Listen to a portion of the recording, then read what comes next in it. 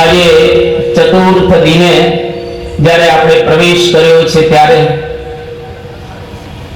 ગઈકાલે આ પારાયણને જ્યારે આપણે છોડી હતી ત્યારે એક વાત અવશ્ય આપણે કરેલી હતી કે મહાભારત આપણને 4 વસ્તુ શીખવાડે છે. એક તો આ ગ્રંથની અંદર ધર્મની વાતો બહુ સુંદર કરવામાં આવી છે. બીજું, જીવનની અંદર પૈસો કેવી રીતે કમાવો એની વાત પણ આ મહાભારતની અંદર સરસ રીતે કરવામાં આવી છે. ત્રીજી વાત, આ બધા ગ્રહસ્થ છો, બધાએ લગ્ન કરેલા છે. સ્વાભાવિક રીતે ગ્રહસ્થ આશ્રમની અંદર શાસ્ત્ર વિરુદ્ધ એવો કામ એને ભોગવવાનો હોય છે. તો ગ્રહસ્થ આશ્રમની અંદર કામના પણ કેવી રીતે આપણી સંતોષાય એની પણ વાતો આ ગ્રંથની અંદર સુંદર રીતે કરવામાં આવી છે. અને આ માણસનું જીવન અંતે શાંત થવાનું છે. ગમે તેટલું લાંબુ જીવન હોય તો પણ એક વખત આપણે આ લોકનો ત્યાગ કરી અને જવાનું છે. એટલા માટે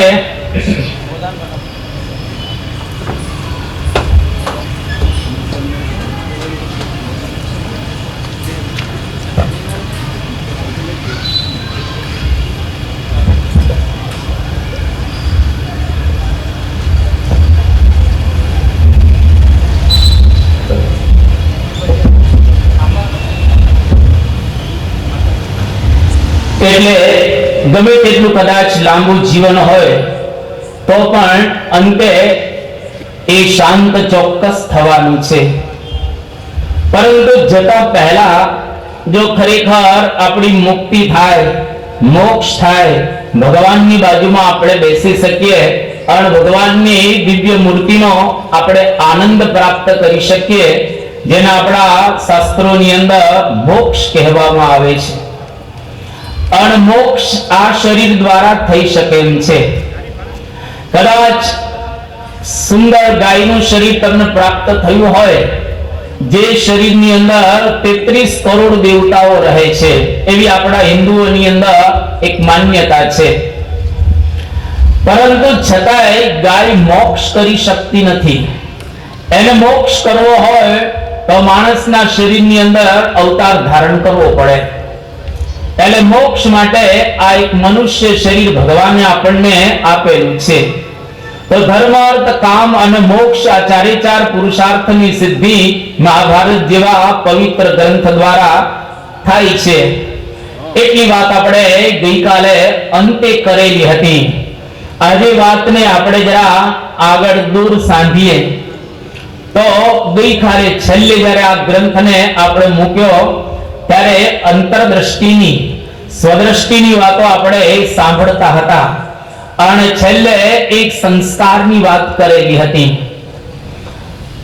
તો આપણા જીવનની અંદર આપણે તો સરસ રીતે જીવતા હોઈએ, પરંતુ આપણા બાળકો, તમારા સંતાનો એ પણ સુંદર રીતે સંસ્કારી જીવન જીવે એના માટે પણ આ પારાયણ બતાવવામાં આવી છે. આપણા ભારત વર્ષની અંદર લક્ષ્મણજી થયા. તમે કોઈક વખત રામાયણને વાંચજો. લક્ષ્મણજી બહુ સુંદર રામાયણની અંદર એક વાત બતાવે છે કે પિતા યસ્ય શુચિર ભૂતો માતા યસ્ય પતિવ્રતા ઉભાવ્યામ એવ સંભૂતઃ તસ્ય નો ચલતી મનઃ. જેના પિતા એકદમ પવિત્ર હોય અને માતા પતિવ્રતા હોય, આ બે થકી જે બાળકની ઉત્પત્તિ થઈ હોય એનું મન કોઈ દિવસ ચલાયમાન ન થાય. એટલે એ વ્યક્તિનું મન કોઈ દિવસ ચલાયમાન વિષયની અંદર ન થાય. એટલા માટે આ લક્ષ્મણજી બહુ સુંદર શબ્દની અંદર આપણને બતાવી રહેલા છે કે માતા અને પિતા બે પવિત્ર જોઈએ. જો માતા પિતા પવિત્ર હોય તો એના સંતાનો ચોક્કસ પવિત્ર થાય. મહાભારતમાં અને અન્ય પુરાણોની અંદર એક શ્લોક આવે છે કે દોષીલઃ માતૃદોષેણ પિતૃદોષેણ મૂર્ખતા કાર્પણ્યમ વંશ દોષેણ આત્મદોષેણ દરિદ્રતા. પ્રત્યેક વ્યક્તિના ઘરે આ શ્લોક કોતરાવા જેવો છે, લખવા જેવો છે, યાદ રાખવા જેવો છે. જેની માતા ચારિત્રમાં હલકા હોય એનો દીકરો ચારિત્ર સંપન્ન ન હોય. જેના પિતા મૂર્ખ હોય એનો દીકરો મૂર્ખ હોય. અને જેનો વંશ ભીરુ હોય એના વંશની અંદર દીકણ બધા થાય. અને જેટલા કંઈ ગરીબ તમને દેખાય છે એ છોકરાનો દોષ ગણાય. આ પ્રકારે આપણા મહાપુરુષો કહે છે. એટલે માતા પિતા એનો બહુ જ મોટો ફાળો રહેલો છે. લક્ષ્મણજી આ વાત કરી, પણ આજે આપણે જોઈએ છીએ ઘણા બધા એવા પ્રસંગો બનતા હોય છે. મુંબઈની અંદર એક વખત એક ટ્રેનમાં એક બાઈએ ભાઈના ખિસ્સો કાપવા માટે આમ જરા હાથ કર્યો અને પેલો ભાઈ છે એને ખ્યાલ આવી ગયો કે કોઈક મારો ખિસ્સો કાપે છે અને તરત પેલી જે બાઈ હતી ખિસ્સા કાતરો એનો હાથ પકડી લીધો. બે ખિસ્સા કાતરું જ હતા. ભાઈને પણ ખિસ્સા કાતરવાની ટેવ, બાઈ પણ એવી હતી. અને પેલી બાઈએ કહ્યું કે તમે મારો હાથ પકડ્યો છે તો હવે પકડી રાખજો. એ કુંવારી હતી, પેલો કુંવારો હતો. બેયના લગ્ન થઈ ગયા, બે ખિસ્સા કાતરું. હવે બે દ્વારા સંતાનની ઉત્પત્તિ થાય છે અને સંતાનની જ્યારે ઉત્પત્તિ થઈ સ્વાભાવિક રીતે ડિલિવરી ઘણા હોસ્પિટલની અંદર કરાવતા હોય છે. તો આ બંનેનો બાળક હોસ્પિટલની અંદર જન્મ્યો અને જેવો જન્મ્યો બાળક એટલે ત્યાં આગળ માતા હતા, પિતા બહાર બેઠા હતા. પિતાને સમાચાર આપવામાં આવ્યા કે તમારા ધર્મપત્નીને સુખપૂર્વક સંતાનની પ્રાપ્તિ થયેલી છે. એટલે એકદમ ખુશખુશાલ થઈ ગયો આ સમાચાર પ્રાપ્ત કરીને. એવા સંજોગોની અંદર જે નર્સ સમાચાર આપવા માટે ગઈ હતી એ નર્સની વીંટી ત્યાં મળતી ન હતી. વીંટી ચોરાઈ ગઈ. નર્સે આજુબાજુ જોયું તો વીંટી મળે નહીં. આ શું? બીજું તો કોઈ ત્યાં આગળ હતો નહીં. પેલી એકલી બાઈ હતી, બાળક નાનો જન્મેલો હતો અને હજી તો બહાર જ આવ્યો છે માતાના ગર્ભમાંથી. બીજું કોઈ ત્યાં આગળ આવેલું ન હતું. એટલે નર્સને આશ્ચર્ય થયું કે મારી વીંટી ગઈ ક્યાં? અને આવીને જોયું, આજુબાજુ તપાસ કરી તો ખ્યાલ નથી કે વીંટી કોને લીધી છે. પણ પેલો જે બાળક એકદમ રમતો હતો, નાનો બાળક હજી તો જન્મ્યો છે, હવે એના હાથમાંથી વીંટી નીકળી. હાથમાંથી વીંટી નીકળી એટલે નર્સને આશ્ચર્ય થયું કે આ શું કહેવાય? હજુ તો જન્મ્યો જ છે અને આ વીંટી એને લઈ કઈ રીતે લીધી? કારણ કે મેં કઈ મૂકેલી હતી. પછી એવું નક્કી થયું કે જેનો પિતા ખિસ્સા કાતરું હોય, જેની માં ખિસ્સા કાતરું હોય એનો દીકરો પણ આવો થાય. એટલે આધુનિક આ શ્લોકને જો આપણે કહેવો હોય તો એવી રીતે કહી શકીએ, પિતા યસ્ય ખિસ્સા કાતરુઃ માતા યસ્ય ખિસ્સા કાતરુઃ ઉભાભ્યામ એવ સંભવતી સંભૂતઃ સંભવતી ખિસ્સા કાતરુઃ. જેનો પિતા આવો હોય, માતા આવી હોય, એના દીકરાની અંદર પણ ક્યારેય સંસ્કાર એવા આવતા હોતા નથી. એટલે આ લક્ષ્મણજી બતાવે છે કે ખરેખર હું કેમ પવિત્ર થયો છું, કારણ મારા માતા અને પિતા રહેલા છે. એટલા માટે માતા અને પિતાએ પોતાના દીકરાને ખૂબ સારા સંસ્કાર આપવા જોઈએ. એની વાત આપણે છેલ્લે કરતા હતા. પરમ પૂજ્ય પ્રમુખ સ્વામી મહારાજ 1994 ની અંદર ટોરન્ટોમાં હતા, અમેરિકાની બાજુમાં કેનેડા દેશ, ત્યાં આગળ પ્રમુખ સ્વામી મહારાજે બહુ એક સુંદર અંગ્રેજીમાં એક વાક્ય કહ્યું કે ચાઇલ્ડ ઇઝ મની. પ્રમુખ સ્વામીના શબ્દો છે કે બાળક એ ખરેખર પૈસા છે. સ્વામી બોલ્યા કે જો તમે તમારા બાળકોને સંસ્કાર નહીં આપો તો સંપત્તિ ને સંતતિ આ બે ગુમાવવાનો વખત આવશે. આપણે ફ્રીજને સાચવીએ, મોટર કારને પણ કલર કરાવીએ, સાચવીએ અને ટાઈમે ટાઈમે ઓઇલ પૂરતા હોઈએ છીએ, ઘરની અંદર પણ જે કંઈ બધું સામાન વગેરે હોય એને પણ સાર સંભાળ સારી રીતે રાખીએ છીએ, પણ મોટામાં મોટી સંપત્તિ આપણા સંતાનો રહેલા છે એને પણ બરાબર રીતે સાચવવા, સંસ્કાર આપવા.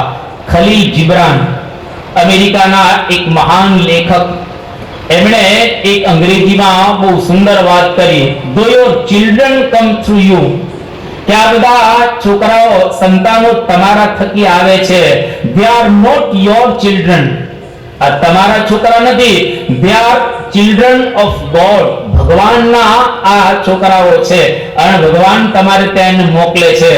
રવિન્દ્રનાથ ટાગોર એવું કહેતા, હજુ ભગવાનને માનવ જાત ઉપર વિશ્વાસ છે કે કદાચ માનવ જાત સુધરશે એટલા માટે તો સંતાનોને મોકલી રહેલા છે. જે દિવસે ભગવાનને એવો વિશ્વાસ આવતો બંધ થઈ જશે એ વખતે સંતાનની પ્રાપ્તિ જ નહીં થાય. આ રવિન્દ્રનાથ ટાગોરે બહુ સાહિત્યિક શૈલીની અંદર વાત કરેલી છે. ટૂંકમાં કહીએ તો બાળકોને સરસ રીતે સંસ્કાર આપવા. અત્યારે ભારતની અંદર 17,000 બાળકો જેલની અંદર છે. દર વર્ષે 12,000 બાળકો ભારતમાં આપઘાત કરે છે. દર વર્ષે 65,000 બાળકોને કેન્સર થાય છે એ વ્યસનો દ્વારા. અને 1999 ની અંદર ફક્ત એક જ વર્ષમાં 23,881 બાળ ગુના નોંધાયેલા છે આ ઇન્ડિયાની અંદર. એનો મતલબ શું થયો કે બાળકોને બરાબર સંસ્કાર પ્રાપ્ત થયેલા નથી. એટલા માટે જ યોગીજી મહારાજે બાળ સભાનો પ્રારંભ કર્યો અને આજે પ્રમુખ સ્વામી મહારાજ એનું સંવર્ધન કરી રહેલા છે. અને આ બાળ સભામાં આવતા બાળકો કેવા તેજસ્વી થાય છે, જેની વાતો આ બીએપીએસ સંસ્થાની અંદર કદાચ તમે એક બીજી રીતે સાંભળી હશે. આજે ઘણા એવા નાના નાના બાળકો એક અક્ષર મુદિત કરી અને આ બંને બાળકો, તમે જો નાના નાના બાળકો છે પરદેશની અંદર, એ લોકો ચોકલેટ નથી ખાતા, ટીવી ત્યાં આગળ જોતા નથી. એક તેજસ કરીને ન્યૂ જર્સીની અંદર બાળક છે જેની ઉંમર 12 વર્ષની છે. વિચાર કરો, આવડો 12 વર્ષનો બાળક નિર્જળા એકાદશી કરે છે અને ટીવી વગેરે જોતો નથી છોકરો, અને ભણવામાં એકદમ તેજસ્વી છોકરો રહેલો છે. અમેરિકામાં ચોકલેટ ન ખાવી અને ટીવી ન જોવું એ ખરેખર બહુ જ અઘરી વાત રહેલી છે. અને આજે આપણા સુરતની અંદર અને બીએપીએસ સંસ્થા દ્વારા લગભગ 2-3 વર્ષ પહેલા આખી સંસ્થાની અંદર 3 લાખ લોકોનો સંપર્ક કરવામાં આવ્યો બાળકો દ્વારા, અને હજારો લોકોએ એની અંદર વ્યસનો છોડ્યા. સ્વામી વિવેકાનંદ તો એવું કહીને ગયા હતા અમેરિકાની ધરતી ઉપર, અને ભારતમાં પણ એવી એક વાત કરતા હતા કે give me 100 નચિકેતાસ, I will move the world.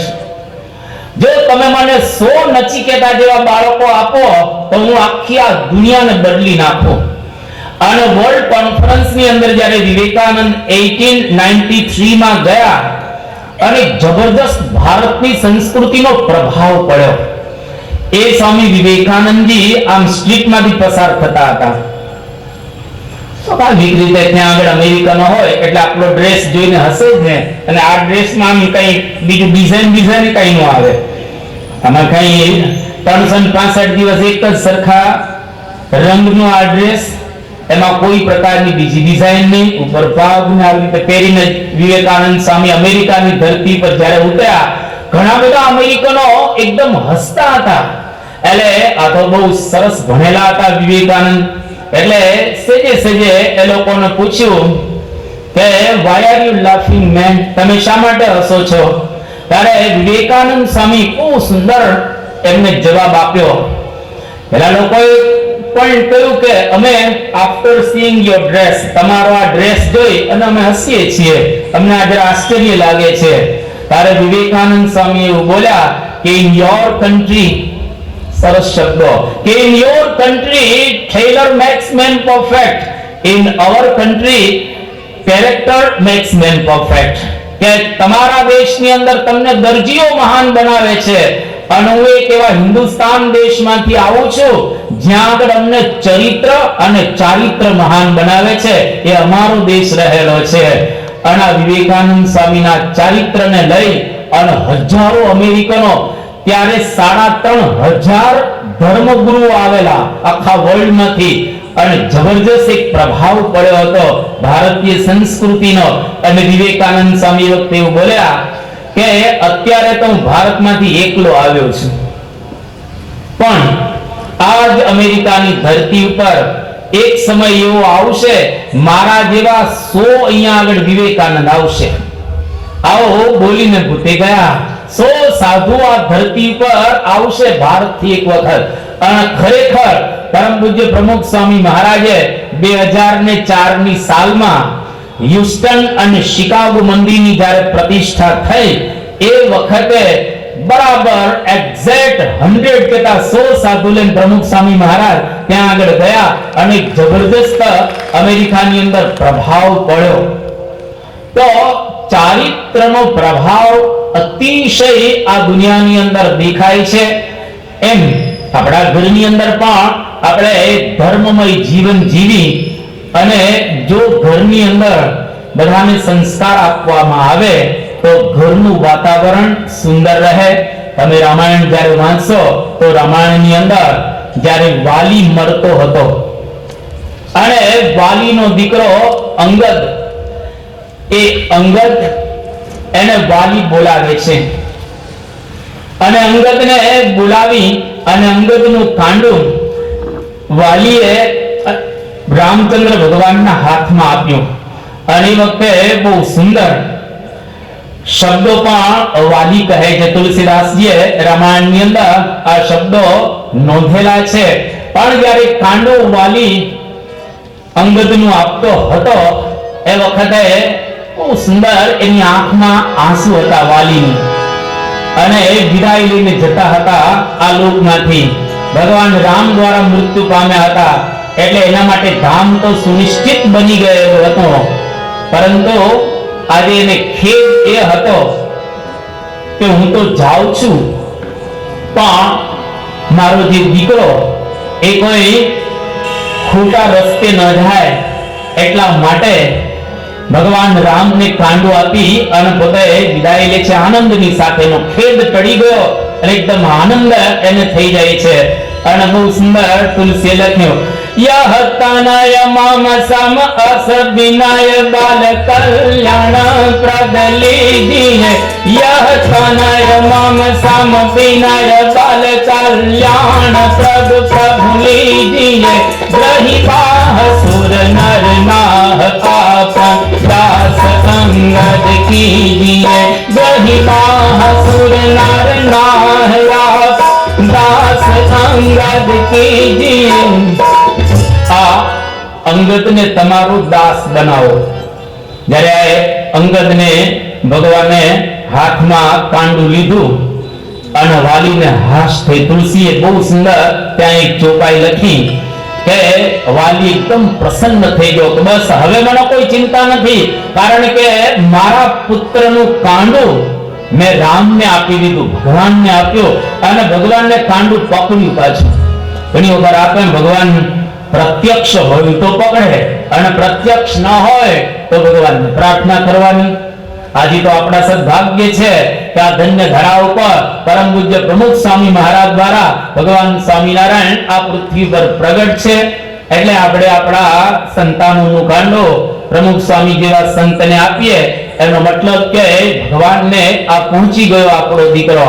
પણ વાલીએ જ્યારે કાંડું આપ્યું ત્યારે એકદમ પ્રસન્ન થયો વાલી અને પ્રાણ છોડે છે અને ધામમાં જાય છે. તુલસીએ લખી ચોપાઈ, રામ બલી નિજ ધામ પઠાવા, નગર લોગ સબ વ્યાકુલ આવા, રામ બલી નિજ ધામ પઠાવા,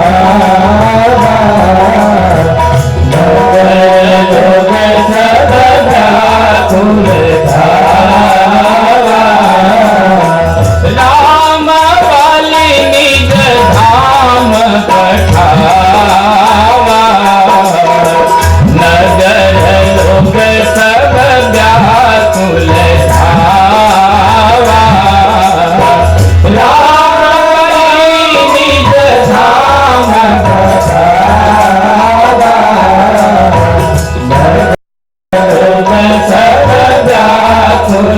धावा, नगर लोक सब व्याकुल धावा,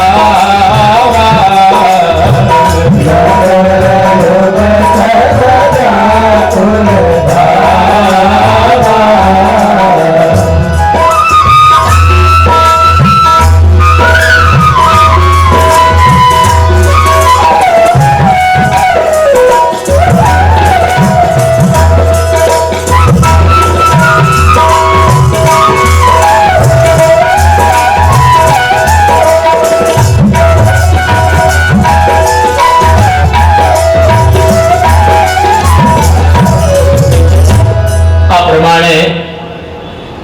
પોતાના સંતાનનો કાંડો ભગવાનને આપવું, અર્થાત એવા અવતાર અથવા તો સંતને આપણા દીકરાનો કાંડો આપેલો હોય તો એના દ્વારા એ ખરેખર એની કોઈ ચિંતા કરવાની પછી રહેતી હોતી નથી.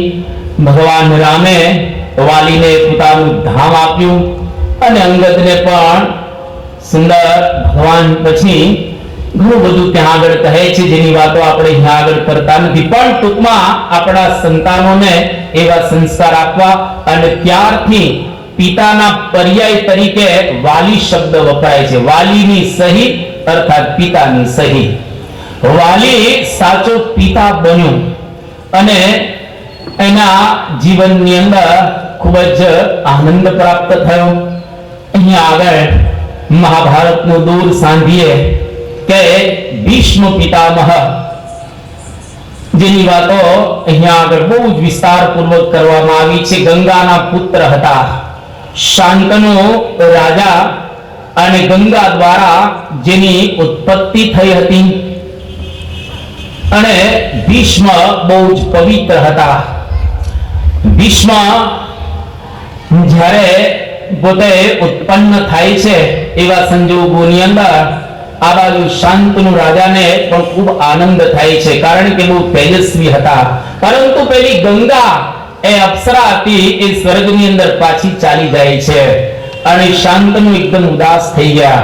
પરંતુ એક વખત શાંતનુ રાજાનું મન એક સત્યવતી નામની ધીવર કન્યા, એટલે કે માછીમારની કન્યા હતી, એની અંદર એનું મન લાગી જાય છે. એકદમ રૂપના અંબાર કહેણ મોકલે છે કે તારી સાથે લગ્ન કરવા છે.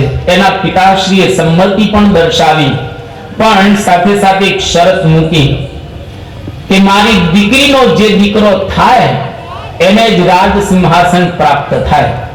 હવે આ બાજુ શાંતનુને ભીષ્મ એક પુત્ર તો હતો જ, અને સ્વાભાવિક રીતે મોટો હતો એટલે રાજ સિંહાસનનો અધિકારી બને. આ બાજુ ધીવર રાજે આવી શરત મૂકી તો કરવું શું? અને દિવસે દિવસે શાંતનુ રાજા એકદમ પાતળા થતા જાય છે અને એનું પેટ ચોટી ગયું પીઠને. અને દીકરો ભીષ્મ પિતાને કહે છે, પિતાજી શું થયું? અને પછી જાણવા મળ્યું કે આ જ પરિસ્થિતિ રહેલી છે. સત્યવતીની અંદર મન લાગી ગયું છે પિતાનું, અને એના પિતાશ્રી આ પ્રકારે શરત મૂકી છે. એ વખતે ભીષ્મ પિતામહ પ્રતિજ્ઞા કરે છે, કારણ કે ધીવરે એવું કહેલું કે કદાચ ભીષ્મ એ છોડી દે રાજ સિંહાસનનો અધિકાર, પણ ભીષ્મના જે દીકરાઓ થાય એ કદાચ ઝઘડીને રાજ લઈ લે તો. ભીષ્મ પ્રતિજ્ઞા કરે છે કે અદ્ય પ્રવૃત્તિને દાસ બ્રહ્મચર્યમ ભવિષ્યતિ, કે આજથી હું બ્રહ્મચર્ય વ્રત ધારણ કરું છું અને લગ્ન જ નહીં કરું. લગ્ન કરું તો દીકરા થાય ને. અને આકાશમાંથી એકદમ અવાજ આવ્યો, ભીષ્મ ભીષ્મ. આવું કોઈનાથી થઈ શકે નહીં, કારણ કે પૃથ્વી ઉપર રહી અને બ્રહ્મચર્ય પાળવું અતિશય અઘરું છે. ભલા તમે જુઓ, પૃથ્વી પર બ્રહ્મચર્ય પાળી નથી શકતા. અરે વેશ લીધો હોય વૈરાગ્યનો, દેશ રહી ગયો દૂરજી, પણ છતાંય આવેશની અંદર પણ બ્રહ્મચર્ય પાળી નથી શકતા. તો ગૃહસ્થ આશ્રમની અંદર રહી અને બ્રહ્મચર્ય પાળવું અતિશય અઘરું. પરંતુ ભીષ્મ એવા મહાન બ્રહ્મચારી હતા. આટલા મહાન બ્રહ્મચારી હોવા છતાંય ભીષ્મના જીવનની અંદર દુઃખ કેમ આવ્યું?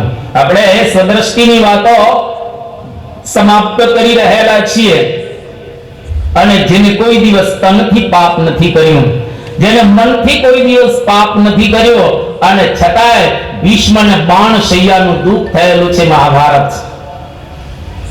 આપણે જાણીએ છીએ કે જ્યારે 10મા દિવસની રાત્રે ભીષ્મ પિતામહ પડ્યા અને બાણ શૈયાનું એને દુઃખ પ્રાપ્ત થયું, એ વખતે કૃષ્ણ ભગવાન ત્યાં જાય છે અને મહાભારતનો અહીંયા પર બહુ સુંદર પ્રસંગ છે. 9મો દિવસ જ્યારે યુદ્ધનો હતો એ વખતે દુર્યોધન ભીષ્મ પિતામહની પાસે આવીને કહે છે કે દાદા બરાબર તમે લડતા નથી. એ કે બરાબર જ લડું છું, કેમ આટલા બધાને મારી નાખ્યા? તો કે જો તમે બરાબર લડતા હો તો એકાદો પાંડવ તો મરવો જોઈએ ને, કાં સહદેવ મરે કાં નકુલ મરે, ભલે ભીમ અર્જુન ન મરે પણ એકાદો નકુલ જેવો તો મરવો જોઈએ ને. એક પણ પાંડવ હજુ મર્યો નથી, એનો મતલબ કે તમે બરાબર લડતા નથી. 9મા દિવસની રાત્રે ભીષ્મ પિતામહે યુદ્ધ મુકતા પહેલા પ્રતિજ્ઞા કરી કે આવતીકાલે કાં હું નહીં અને કાં અર્જુન નહીં. આ દાદા ભીષ્મની પ્રતિજ્ઞા કોઈ સામાન્યની પ્રતિજ્ઞા ન હતી. છાવણીની અંદર હાહાકાર થઈ ગયો પાંડવોની. કેમ? દાદા ભીષ્મ આવતીકાલે અર્જુનને મારી નાખશે. અને આ બાજુ કૃષ્ણ ભગવાન નિશ્ચિંત હતા, અર્જુન પણ નિશ્ચિંત હતો.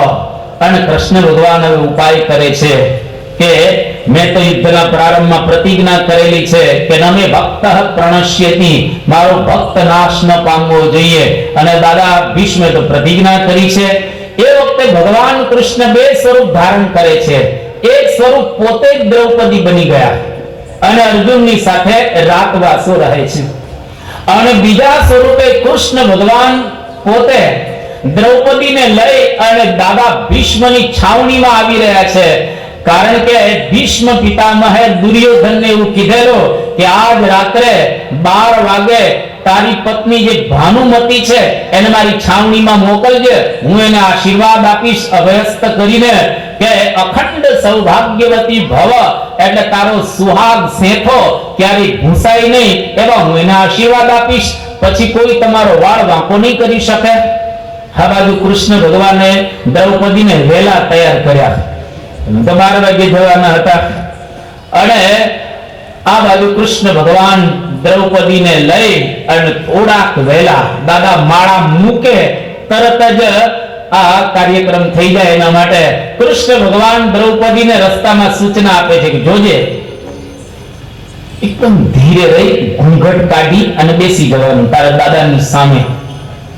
કે બોલવાનું શું? મારે ખાલી એટલું જ બોલવાનું કે દાદા હું આવી ગઈ છું, પણ તારો અવાજ ભીષ્મ પિતામહને ઓળખાવો ન જોઈએ એટલું ધીરેથી બોલવાનું કે બરાબર છે. અને કૃષ્ણ ભગવાન ને દ્રૌપદી બંને ભીષ્મ પિતામહની છાવણી પાસે આવ્યા. ભીષ્મ પિતામહ રાત્રે માળા કરતા હતા અને જેવો આમ પ્રવેશ કર્યો બે જણા તો પેલા દ્વારપાલે રોક્યા. એ કે પુરુષ નહીં જઈ શકે, સ્ત્રીને જવાની છૂટ છે. એના મનમાં એમ કે ભાનુમતી છે, દ્રૌપદી તેને તો ઓળખતા જ ન હતા. અને કૃષ્ણ ભગવાન ત્યાં આગળ ઉભા રહી ગયા. પેલી દ્રૌપદી ઘૂંઘટ કાઢીને અંદર ગઈ. ભીષ્મ પિતામહ માળા કરતા હતા, માળા મૂકી ખબર પડી કે આવી ગઈ ભાનુમતી. ઘૂંઘટ કાઢેલો હતો, માળા મૂકી દીધી અને અભયસ્ત કરી અને પેલી દ્રૌપદી બોલી ધીરે કે દાદા હું આવી ગઈ છું. એ વખતે ભીષ્મ પિતામહે આશીર્વાદ આપ્યા કે અખંડ સૌભાગ્યવતી ભવ. જેવા આશીર્વાદ આપ્યા એ વખતે દ્રૌપદીએ ઘૂંઘટ ઊંચો કર્યો અને ભીષ્મ પિતામહને કહ્યું કે દાદા તમારા આશીર્વાદ ફળીભૂત થશે ને? કે તું કેમ આવી ગઈ અહીંયા? જરૂર કૃષ્ણ લઈને તને આવેલો હોવો જોઈએ, આ લઈને આવેલો હોવો જોઈએ. કૃષ્ણ વગર તું અહીંયા આગળ આવી ન શકે. અને ક્યાં છે? તો કે બહાર ઊભા છે કૃષ્ણ. ભીષ્મ પિતામહ ત્યાં આગળ માળા મૂકી અને બહાર જાય છે. અદ્ભુત કેટલાય શ્લોકોમાં સ્તુતિ કહે છે ઇતિમતિ રૂપ કલ્પિતા વિતૃષ્ણા ભગવતી સાત્વત પુંગવે વિભૂમિ. ઘણા બધા શ્લોકોની અંદર સ્તુતિ કરે છે કે હે ભગવાન, આજ તો તમે મને દર્શન આપવા માટે આવ્યા છો, પણ મારો અંતકાળ આવે એ વખતે દર્શન આપવા આવજો. કારણ કે અંતકાળની વેળા બહુ કઠણ છે. સંતોએ ગાયું છે ના કાવ્યની અંદર, અત્યારે તો બહુ વાંધો નથી, તમને પવન આવે છે અને હું અહીં બેઠો છું, એ શાંતિથી આપણે આજે બેઠેલા છીએ, પણ અંતકાળની વેળા બહુ કઠણ છે, તમારે ગાવા જેવું છે. અતિ કઠણ વેળા છે અંતકાળની રે, અતિ કઠણ વેળા છે અંતકાળની રે, અતિ કઠણ વેળા છે અંતકાળની રે, અતિ કઠણ વેળા છે અંતકાળની રે. પછી થાશે તુમે પસ્તાવ નથી લેતો નારાયણ નામને રે, પછી થાશે તુમે પસ્તાવ નથી લેતો નારાયણ નામને રે, પછી થાશે તુમે પસ્તાવ નથી લેતો નારાયણ નામને રે, પછી થાશે તુમે પસ્તાવ નથી લેતો નારાયણ નામને રે, નથી લેતો નારાયણ નામને રે, નથી લેતો નારાયણ નામને રે. આ ભીષ્મ પિતામહ અંતકાળે એકદમ ભગવાનને પ્રાર્થના કરે છે કે અંતકાળ આવે ત્યારે મને દર્શન આપવા માટે આવજો. આ 9મો દિવસ પૂરો થયો મહાભારતમાં અને 10મા દિવસની સવાર થઈ અને એ વખતે ભીષ્મ પિતામહ જબરદસ્ત રીતે લડે છે અને પાંડવોના સૈન્યની અંદર હાહાકાર થઈ ગયો અને બરાબર સંધ્યાનો ટાઈમ આવે છે. એ વખતે હવે ભીષ્મ પિતામહ એના રથ ઉપર આરૂઢ હતા, ચડેલા હતા અને કૃષ્ણ ભગવાન અર્જુનના સારથી હતા. બે રથ સામે સામે આવે છે, વચ્ચે શિખંડીને પણ રાખે છે, જે કથામાં આપણે વિસ્તાર નથી કરતા. પણ એ વખતે ભીષ્મ પિતામહનું જે ચક્ર કેતા વ્હીલ એક ખાડાની અંદર ફસાઈ ગયો અને રથ કાઢવા માટે જ્યારે ભીષ્મ પિતામહ નીચે ઉતરે છે એ વખતે કૃષ્ણ ભગવાન હાથમાં ચક્ર ધારણ કરે છે મારવા માટે.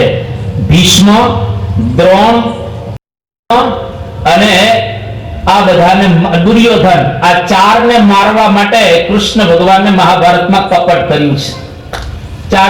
ચારમાંથી એકેને સીધી રીતે નથી માર્યા. કૌરવ પક્ષની અંદર ફક્ત એક જ વખત કપટ થયેલું છે, અભિમન્યુને મારતી વખતે. પણ પાંડવ પક્ષની અંદર કૃષ્ણ ભગવાને 4 વાર કપટ કરેલું છે. અને એ વખતે હાથમાં કૃષ્ણ ભગવાન હથિયાર ધારણ કરે છે. કૃષ્ણે તો પ્રતિજ્ઞા કરેલી હતી મહાભારતના યુદ્ધમાં કે 18 દિવસના યુદ્ધમાં એક પણ વખત હું હાથમાં હથિયાર ધારણ નહીં કરું. અમારી પ્રતિજ્ઞા છે. અને કૃષ્ણની પ્રતિજ્ઞા સાંભળીને દાદા ભીષ્મએ પ્રતિજ્ઞા કરેલી કે યદિ વાસુદેવ કર ચક્ર ન ધરે, यदि वासुदेव कर चक्र न धरे तो तुमको मुख न दिखाऊं, लाजत है मेरी गंगा जननी और संतनु सूत न कहाऊं. यदि वासुदेव कर चक्र न धरे तो तुमको मुख न दिखाऊं. एक वखत तो कृष्ण ने हाथ में हथियार धारण कराव्યું છે. આ ભીષ્મની પ્રતિજ્ઞા. પેલી બાજુ કૃષ્ણ પ્રતિજ્ઞા કરે હું હથિયાર ધારણ નહીં કરું. બેયની પ્રતિજ્ઞા. અને આજે 10મો દિવસ આ ભીષ્મની પ્રતિજ્ઞા એક વખત કૃષ્ણને હાથમાં હથિયાર ધારણ કરાવી છે. અને ભગવાને જ્યારે સુદર્શન ચક્ર ધારણ કર્યું એ વખતે ભીષ્મ પિતામહ વીલ કાઢતા કાઢતા કૃષ્ણની સામે જુએ છે. અદ્ભુત શ્લોકો તમે જોઈને બેઠા છો બધા મહાભારત. હવે આમાં પ્રસંગ છે કે નહીં અમે તો સિરિયલો જોતા નથી, પણ આ મહાભારતની અંદર બહુ સુંદર વ્યાસજીએ વર્ણન કરેલું છે કે એક બાજુ ભીષ્મ વીર કાઢે છે અને બીજી બાજુ કૃષ્ણની સામે જુએ છે અને કૃષ્ણ હસતા હતા એકદમ.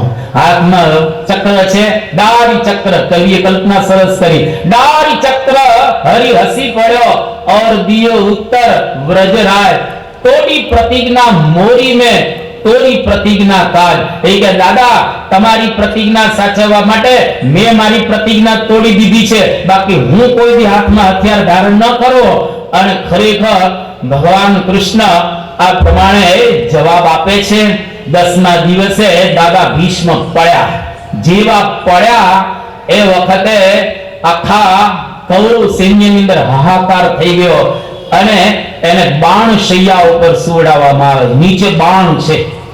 હવે આપણને ખાલી ટાંકણી વાગે ને તોય તકલીફ થાય. સેજમ સોય જરા કામ વાગે ને હવે નીચે બાણ ઉપર સુવાનું અને નીચે લોહી દદડતું હોય અને ઓશીકું નહોતો તો 4 બાણ મારવામાં આવ્યા અને એનું ઓશીકું બનાવી દીધું. હવે અહીં બાણ વાગે અને લોહી નીકળતું હોય. આવું દુઃખ ભીષ્મ પિતામહને છે અને એ વખતે ભીષ્મ પિતામહ કૃષ્ણને યાદ કરે છે. યે યથા મામ પ્રપદ્યન્તે તાં તથૈવ ભજામ્યહમ. ગીતામાં ગોવિંદનું સૂત્ર. મને જે રીતે યાદ કરે ભગવાન કે હું એને પણ એ રીતે યાદ કરું છું. કૃષ્ણ ભગવાન દર્શન આપવા માટે જાય છે. છેલ્લે એ વખતે ભગવાનને આ ભીષ્મ પિતામહ કહે છે મેં તનથી કોઈ પાપ નથી કર્યા, મેં મનથી કોઈ પાપ નથી કર્યા, છતાંય મને આ બાણ શૈયાનું દુઃખ કઈ રીતે આવ્યું? જવાબ આપો. શું જવાબ આપો? કૃષ્ણ બહુ સુંદર જવાબ આપે છે કે દાદા હું જાણું છું, તન કી જાણું મન કી જાણું, જાણ્યું ચિત્ત કી ચોરી. હું તો બધું જ જાણું છું.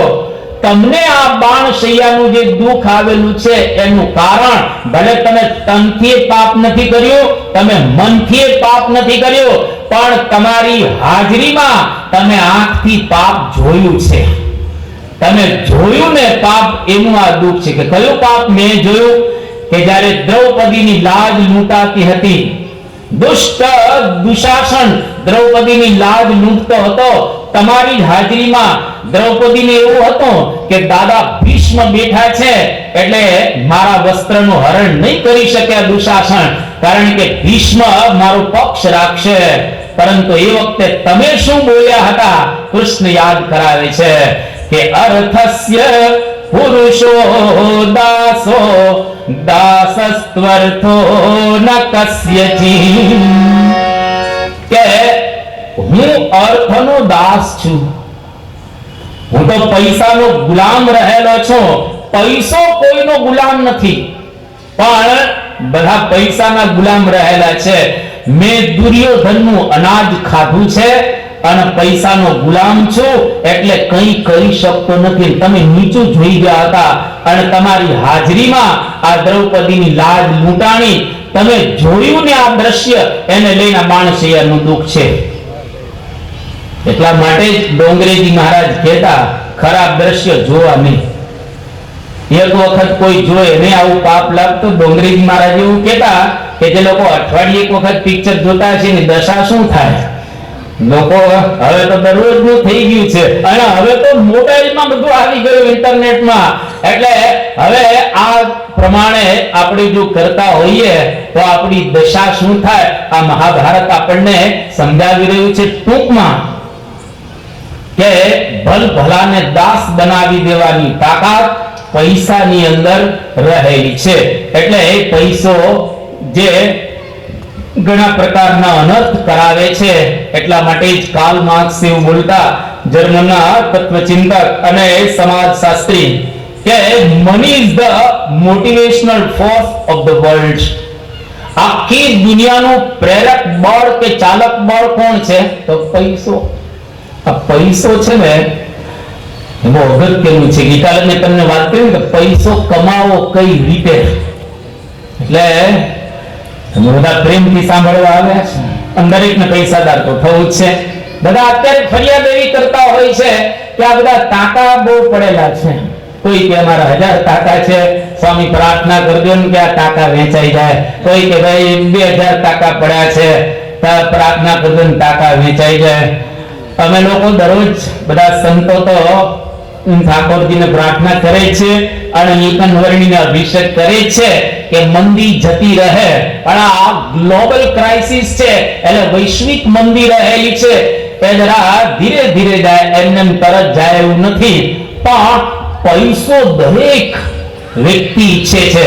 પૈસો કેવી રીતે કમાવો? બહુ સુંદર અહીંયા આગળ કહે છે, જેના જીવનની અંદર લોભ ટળે એને પૈસો મળે. આ બહુ સુંદર સૂત્ર મહાભારત આપે છે. જેના જીવનમાં લોભ ટળે એને પૈસો મળે. અને તમે જુઓ જેનો લોભ ટળ્યો છે ને પૈસા મળ્યા છે. બે ખાલી હું પ્રસંગ કહેવાનો છું તમને. એક દ્રૌપદીનો હમણાં આપણે સાંભળી ગયા ને. દ્રૌપદીએ કૃષ્ણ ભગવાનને પોતાની સાડીમાંથી એક ચીથરી ફાડી અને આપી. સાડીને કોઈ ફાડે ખરા? તમે આમ વિચાર કરો. કોઈ વ્યક્તિ એકદમ નવી નકોર સાડી હોય એમાંથી આમ ફાડી અને કોઈને પાટો બાંધે ખરા? તરત વિચાર આવે કે ક્યાંક કપડું શોધો, ક્યાંક શોધો ને. ઓલાનું લોહી જઈ રહેલું છે છતાં લોકો કપડું શોધે. દ્રૌપદીએ કપડું નથી શોધ્યું, સાડી શોધેલી હતી. જો લોભ ન રાખ્યો અને એક જ ખાલી ચીથરી આપીને તો ભગવાને કેટલા આપે? 999 ચીર પૂર્યા. એટલે દ્રૌપદીએ નિજ ચીર વધેરી બાંધ્યું હરીને હાથે. ભરી સભામાં આ દીનાનાથી કેતા ભૂધરે કેટલા બધા એમને વસ્ત્રો આપ્યા. એક અને દુર્બળ સુદામે આણી દીધા મુષ્ટિ તાંદુલ મેવા કંચન મોલ કર્યા સુખકારી સંત પુરુષની સેવા. લોભ ટળે તો પૈસો મળે. અને આજે કેટલાય દ્રષ્ટાંત છે. પરમ પૂજ્ય પ્રમુખ સ્વામી મહારાજ લંડન ની અંદર 1995 માં જ્યારે મંદિર બંધાતું હતું એ વખતે ઘણા બધા હરિભક્તોએ બહુ સરસ રીતે સેવા કરી. એક વખત લખણી કરી, બે વખત લખણી કરી, 3 વખત લખણી કરી, 4 વખત લખણી કરી કોઈ ગરીબ. અને છતાંય મંદિર ન થયો. એ વખતે પ્રમુખ સ્વામી મહારાજ કહ્યું કે હવે લખણી તો કઈ નથી કરવી પણ લોન લેવી છે. લોન એટલે તમે ઉછીને આપો અને મંદિર બંધાઈ ગયા પછી જેમ આવશે તમને આપી દેશો. એટલે ઘણા હરિભક્તોએ 50,000 પાઉન્ડ, કોઈક લાખ પાઉન્ડ, કોઈક 2 લાખ પાઉન્ડ વગેરે વગેરે પોતાની શક્તિ પ્રમાણે લોન આપી અને મંદિર બંધાઈ ગયું. પ્રતિષ્ઠા ધામધૂમ પૂર્વક થઈ ગઈ. હવે લોન પાછી આપવાની હોય ને, હવે પ્રમુખ સ્વામી મહારાજે ઘણા બધાની લોનની જય બોલાવી દીધી કે હવે મંદિરમાં આપે તો શું પાછા લેવાના. ઘણા વળી અડધા લીધા, કોઈક વળી ન લીધા, કોઈકે થોડુંક લીધું એમ કર્યું. અને જે લોકોએ પ્રેમથી મંદિરમાં આપ્યું એ લોકો આજે અતિશય સુખ્યા થઈ ગયા છે. પેલા અઘરું પડે, આ ખિસ્સામાંથી કાઢવા અઘરા પડે. આપણે પ્રસંગ જાણી ગયા ને, ખિસ્સામાંથી કાઢવા. એક વખત પૈસો આપો જો પૈસાદાર થવું હોય તો. આપણે તમે જો લોટરીમાં કેટલા પૈસા આપીએ છીએ? 2-5 રૂપિયાની લોટરી લઈને પણ લાગે કેટલી મોટી લાગે. અરે આ તો લોટરીની પણ લોટરી છે. એટલે યોગી બાપા કહેતા દેના બેન છે, લેના બેન નથી. આ દેના બેન છે. તારે ભૂલી જા મન રે ભોળા, તારે ભૂલી જા મન રે ભોળા, આપડા જુદા હાથ ઉપરવાળી બેંક બેઠી છે, આપણી માલમ માલ. આજનું ખાણું આજ આપે અને કાલની વાતો એ કાલ. ભગવાનની બેંકમાં કંઈક રોકશો ને તો વધારે વ્યાજ મળશે. આ બેંક તો તમને ટકો આપે, અડધો ટકો કે 1.5 ટકો જે આપતો હોય તે. પણ ઉપરવાળી બેંક છે ને એ બહુ આપતી હોય છે. એટલે અહીં ઇન્વેસ્ટમેન્ટ કરો તો ભગવાન આપે. એટલે આજનું આ સૂત્ર મહાભારતનું, લોભ ટળે તો પૈસા મળે. અને ઘણી વખત માણસ છે ને અતિશય પૈસા જરા આવી જાય ને તો જીરવી નથી શકતો હોતો. મુકદમ જીરવાય નહીં પૈસા, એવું બનતું હોય છે. એટલે ભગવાન ધીરે ધીરે આપતા હોય છે. ભગવાન ધીરે ધીરે આપે. એકદમ પૈસા આવી જાય ને તો ઘણી વખત જીરવી ન શકે. ભાઈ બીમાર હતો, દવાખાનામાં દાખલ કરે, લોટરી લાગી અને 50 લાખની. એટલે એનો મિત્ર દોડતો આવ્યો દવાખાને અને ડોક્ટરને કહ્યું કે મારે સંદેશો આપવો છે. શું સંદેશો આપવો છે? એકાને 50 લાખની લોટરી લાગેલી છે. ડોક્ટર કે હમણાં આપતો નહીં, આનું હૃદય બેસી જશે. એક તો બીમાર છે અને તું એને કહીશ કે 50 લાખની લોટરી, હે એમ થશે હૃદય બેસી જશે. તો કે ડોક્ટર કે હું સંદેશો આપીશ, તું ચિંતા ન કર. એટલે ડોક્ટરે શરૂઆત કરી. એ કે જો તમને 10 લાખની લોટરી લાગે, તમે ટિકિટ તો લીધેલી જ હતી કે 10 લાખની લોટરી લાગે તો, કે 10 લાખની લોટરી લાગે તો હું તમને 50,000 આપીશ. ડોક્ટરને કે હું તમને 50,000 આપીશ જો આવી લાગે તો. ત્યારે ડોક્ટરને થયું કે આ 10 લાખ તો આ સહન કરી શકે, હવે 5 લાખ વર વધાર્યા. એટલે તમને 15 લાખની લાગે તો, કે ડોક્ટર લાગે જ નહીં મને 15 લાખની, પણ જો કદાચ 15 લાખની લાગે મને તો હું તમને 75,000 આપીશ. ડોક્ટર કે 15 સહન. પછી ધીરે રહીને 25 ની વાત કરી, કેવી સહન કરી શક્યો. પછી એ ડોક્ટરને વિચાર થયો 25 સુધી આવી ગયા, આપણે બોલી નાખીએ, 50 ની વાત કરી નાખીએ, હવે કઈ વાંધો નહીં આવે, આનું હૃદય નહીં બેસે. એટલે ડોક્ટરે ધીરે જઈને થયો કે તમને 50 લાખની લોટરી લાગે તો પેલો દર્દી એકદમ આનંદમાં આવીને ડોક્ટરને કહે છે કે મને લાગે જ નહીં, જો 50 લાખની મને લોટરી લાગે તો ડોક્ટર હું તમને અડધા આપી દઉં, 25 લાખ. તો ડોક્ટર કહે હે અડધા મને આપી દો. ડોક્ટરનું દર્દી જીવતો રહી ગયો, ડોક્ટર મરી ગયો, હે મને 25 લાખ મળે. તમે જો ઘણી વખત એકદમ આપણે સહન કરી શકતા હોતા એ નથી, એટલે ભગવાન છે ને ધીરે ધીરે જેમ આપે, એટલે ઘરેથી આ બાજુ આપતા રે મંદિરમાં કે સત્કર્મની અંદર કે કંઈક બીજી રીતે, તો ભગવાન ધીરે ધીરે આપતા જ હોય છે. ગુણાતીતાનંદ સ્વામીની વાતમાં એક બહુ સરસ વાત લખી કે ભગવાન અમુકને પૈસા આપે છે અને અમુકને નથી આપતા. એનું કારણ શું છે? ભગવાન જાણે છે કે આ વ્યક્તિ મંદિરમાં આપશે, આ સત્કર્મમાં આપશે, ભગવાન એને આપે છે. આજે એક પણ વ્યક્તિ એવો તમને જોવા મળશે જેને ભગવાન કે સત્કર્મમાં પૈસા આપ્યા હોય અને ભિખારી થઈ ગયો હોય? તુલસી પંખીન કે પીએ સરિતા ઘટે ન નીર, ધર્મ કીએ ધન ન ઘટે, સહાય હોય બલવીર. ધર્મ કરવાથી ધન કોઈ દિવસ ઘટતું હોતું નથી. એટલે આ વાત થઈ અર્થની. અને સૂત્ર મહાભારતનું લોભ ટળે તો પૈસા મળે. એની સાથે આપણે અહીંયા આગળ આ પહેલી દ્રષ્ટિને પણ પૂર્ણ કરીએ છીએ અને હવે બીજી દ્રષ્ટિનો પ્રારંભ કરીએ. મહાભારતમાં 3 દ્રષ્ટિ આપણે જોવાના છીએ. હવે આવતીકાલે તો પૂર્ણાહુતિનો દિવસ આવી ગયો. બીજી દ્રષ્ટિ પરદ્રષ્ટિ, અર્થાત પરનો પણ વિચાર કરવો, પોતે કષ્ટ વેઠી બીજાના હિતનો પણ આ મહાભારતની અંદર વિચાર કરવામાં આવેલો છે. બીજાની સામે પણ આપણે જોવું, બીજાનો પણ આપણે થોડોક વિચાર એ કરવો જોઈએ. એક વખત એક મજૂર વર્ગનો છોકરો, એને પાણીની ભયંકર તરસ લાગી હતી, અતિશય તરસ, અને એક બાજુમાં સરસ બંગલો જોયો. એટલે છોકરો ખુશ થયો કે આ બંગલામાંથી મને પાણી પીવા મળશે. એટલે શેઠ પેલો બંગલાની અંદર હિંડોળો હતો, એની અંદર હિચકતો હતો, અને પેલો છોકરો આવ્યો અને શેઠને પગે લાગ્યો. પગે લાગીને કહે છે કે શેઠ પાણી પાશો. એટલે શેઠ ધીરે રહીને કહે છે કે બેટા કોઈ અહીંયા આગળ માણસ નથી, માણસ નથી. હે છોકરાએ બીજી વખત કહ્યું કે શેઠ મને બહુ તરસ લાગી છે, પાણી પાવ ને. કે બેટા અહીંયા આગળ કોઈ માણસ નથી, એટલે કે કોઈ સેવક કે મજૂર કે અહીંયા આગળ નથી ઘરમાં, કોણ તને પાણી પાય? ત્રીજી વખત છોકરાએ કહ્યું કે શેઠ બહુ તરસ લાગી છે, મને પાણી પાવ ને. ત્યારે શેઠે ત્રીજી વખત પણ આવો જ જવાબ આપ્યો કે બેટા અહીંયા આગળ કોઈ માણસ નથી. ત્યારે પેલો છોકરો ધીમે રહી શેઠને કહે છે કે શેઠ 2 મિનિટ તમે જ માણસ થઈ જાઓ ને, 2 મિનિટ તમે જ માણસ થઈ જાઓ ને, તમે જ મને પાણી આપો ને. અને શેઠની આંખ ઉઘડી ગઈ. ઓહો, આ છોકરો મને એવું કહે છે કે 2 મિનિટ તમે જ માણસ થઈ. આટલો નાનો છે પરંતુ છતાંય એ મને શીખ આપી ગયો.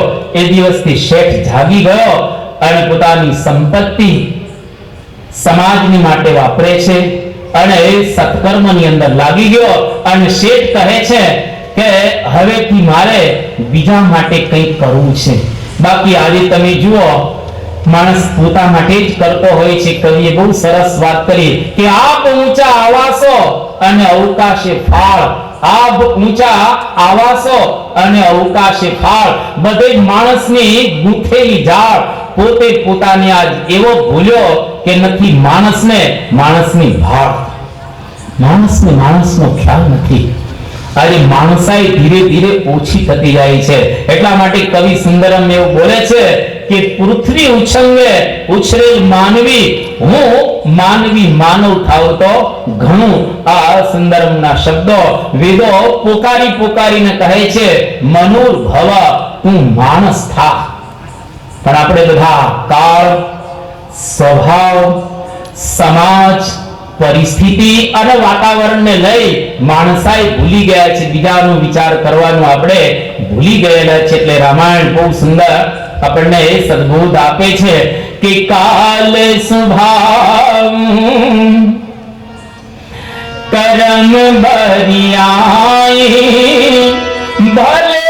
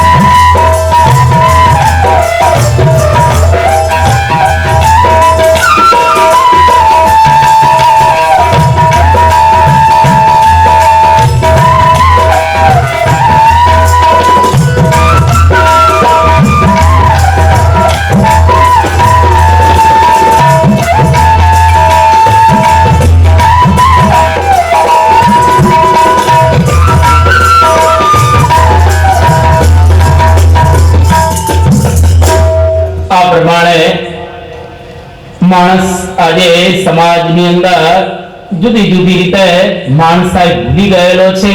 એટલે આ મહાભારત ગ્રંથ આપણને આ પરદ્રષ્ટિમાં માણસાઈ શીખવાડી રહેલો છે.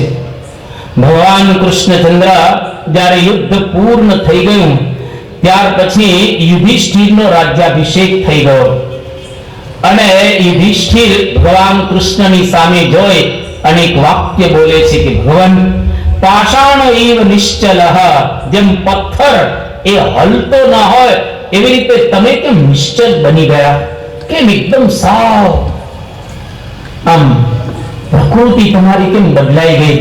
મહાભારતના યુદ્ધના મેદાનની અંદર તો તમે એકદમ ચંચળ હતા, આજે કેમ આવા બની ગયા. ત્યારે કૃષ્ણ ભગવાનને ચિંતા હતી, મુખ ઉપર એકદમ ચિંતા વ્યાપ્ત થયેલી હતી અને યુધિષ્ઠિરને કહે છે કે યુધિષ્ઠિર, એક ચિંતા મને છે. શું ચિંતા ભગવાન તમને છે? એ કે આ પૃથ્વી ઉપર અત્યારે જ્ઞાનનો ખજાનો અદૃશ્ય થઈ રહેલો છે. કે કઈ રીતે ભગવાન? એ કે દાદા ભીષ્મ જ્ઞાનનું મૂર્તિમાન સ્વરૂપ છે અને ભીષ્મ અદૃશ્ય થશે તો એની સાથે સાથે દુનિયાનો જ્ઞાન ખજાનો પણ અદૃશ્ય થઈ જશે. એટલે ભીષ્મની ચિંતા મને થઈ રહેલી છે અને એના જ્ઞાનના ખજાનાની પણ મને ચિંતા છે કે આ ખજાનો આખા માનવ સમાજને પ્રાપ્ત થાય, આ ખજાનો ઘરે ઘરે પહોંચે, આ ખજાનો વ્યક્તિએ વ્યક્તિએ જાય, એની ચિંતાની અંદર આજે મારું મુખ આ પ્રકારે થઈ ગયું છે. એટલે યુધિષ્ઠિરને કહે છે કે યુધિષ્ઠિર, અત્યારે ને અત્યારે તમે જાઓ ભીષ્મ પિતામહની પાસે અને જ્ઞાન સાંભળો અને જ્ઞાન તમે જીવનની અંદર યાદ રાખજો, જેથી કરી અને તમારું જીવન શુદ્ધ પવિત્ર અને ખૂબ ઉચ્ચ બનશે. અને પાંચ પાંડવો ભગવાન કૃષ્ણચંદ્ર વગેરે ભીષ્મ પિતામહની પાસે જાય છે. કૃષ્ણ ભગવાનની હાજરીમાં ભીષ્મ પિતામહ જ્ઞાન આપે છે, જેને શાંતિ પર્વ પણ કહેવામાં આવે છે. અદ્ભુત જ્ઞાન આપેલું છે.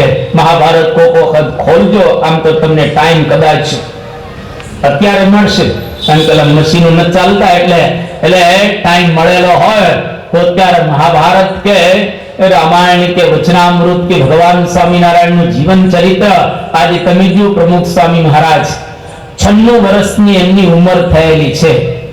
આજે આખો દિવસ પ્રમુખ સ્વામી મહારાજ આ ઉંમરે પણ શાસ્ત્રો એની આજુબાજુ વંચાતા હોય. તમને કોઈક વખત સ્વામીજીના દર્શન થયા છે, સવારે નાસ્તો કરવા સ્વામીજી બેસે તોય સાંભળે, બપોરે ભોજન લે તોય શાસ્ત્ર સાંભળે અને રાત્રે ભોજન લે તોય શાસ્ત્ર સાંભળે. વોકિંગ કરતા હોય, એ હાર્ટ એટેક આવ્યા પછી તો પણ શાસ્ત્ર સાંભળતા હોય. અરે એક એક પરિસ્થિતિની અંદર જ્યારે એને એટેક આવ્યો અને એમ્સ ઓક્સિજનની અંદર વડોદરામાં હતા અને પેલા ડોક્ટર બીઆર એમને કહે છે કે સ્વામીજી કેવું છે? સ્વામીએ કહ્યું કે 2-4 દિવસ બરાબર ન હતું, પણ હવે આ શાસ્ત્રો વંચાય છે એટલે બહુ આનંદ આવે છે. જો બીમારીમાં પણ પ્રમુખ સ્વામી મહારાજ આ શાસ્ત્રો જુદા જુદા સાંભળે છે એટલે એમને ખૂબ આનંદ છે. એટલે આપણે પણ આપણા જીવનની અંદર આપણે ક્યાં બીમાર છે? આપણે તો બધા સાજા છીએ. એટલે જેટલો ટાઈમ મળે એટલો આવતીકાલે તો ધામધૂમ પૂરી થશે, અહીંયા આગળ બધું જ લઈ લેવામાં આવશે. પરંતુ આવતીકાલથી અથવા તો આજથી આપણે એવી પ્રતિજ્ઞા કરીએ કે ખરેખર આપણા જીવનની અંદર કંઈક વંચાવવું જોઈએ. આજે તમે જો ક્રિશ્ચિયનો આજે વેસ્ટર્ન વર્લ્ડની અંદર એક પણ હોસ્પિટલ એવી જોવા નહીં મળે કે જે હોસ્પિટલની અંદર બાઇબલ એક વોર્ડમાં ન હોય. એક લાઇબ્રેરી જોવા એવી નહીં મળે કે જ્યાં આગળ તમને બાઇબલ ન હોય. આજે ઘણી બધી એવી યુનિવર્સિટી રહેલી છે. ઇજિપ્તની અંદર એક યુનિવર્સિટી છે જેમાં 20,000 મુસલમાનના છોકરાઓ ભણે છે અને આ યુનિવર્સિટી બહુ સારી યુનિવર્સિટી છે અને એમાં એડમિશન મેળવવું હોય તો આખું કુરાન મોઢે કરવાનું અને આખું પુરાણ મોઢે કર્યા પછી એ લોકો પરીક્ષા લે અને જે પાસ થાય એને જ યુનિવર્સિટીની અંદર એડમિશન મળે. એવા એક બે ની 20,000 વિદ્યાર્થીઓ ભણે છે. આપણે કઈ કોલેજ કે સ્કૂલની અંદર કે યુનિવર્સિટીમાં ગીતા, ભાગવત, રામાયણ, ઉપનિષદ કે ભગવાન સ્વામિનારાયણનું વચનામૃત એના શ્લોકો મોઢે કરવાનું કહે છે. અને હવે તો આપણા ભારત દેશની અંદર ગણપતિનો તો એ નીકળી ગયો, ગધેડાનો આવી ગયો.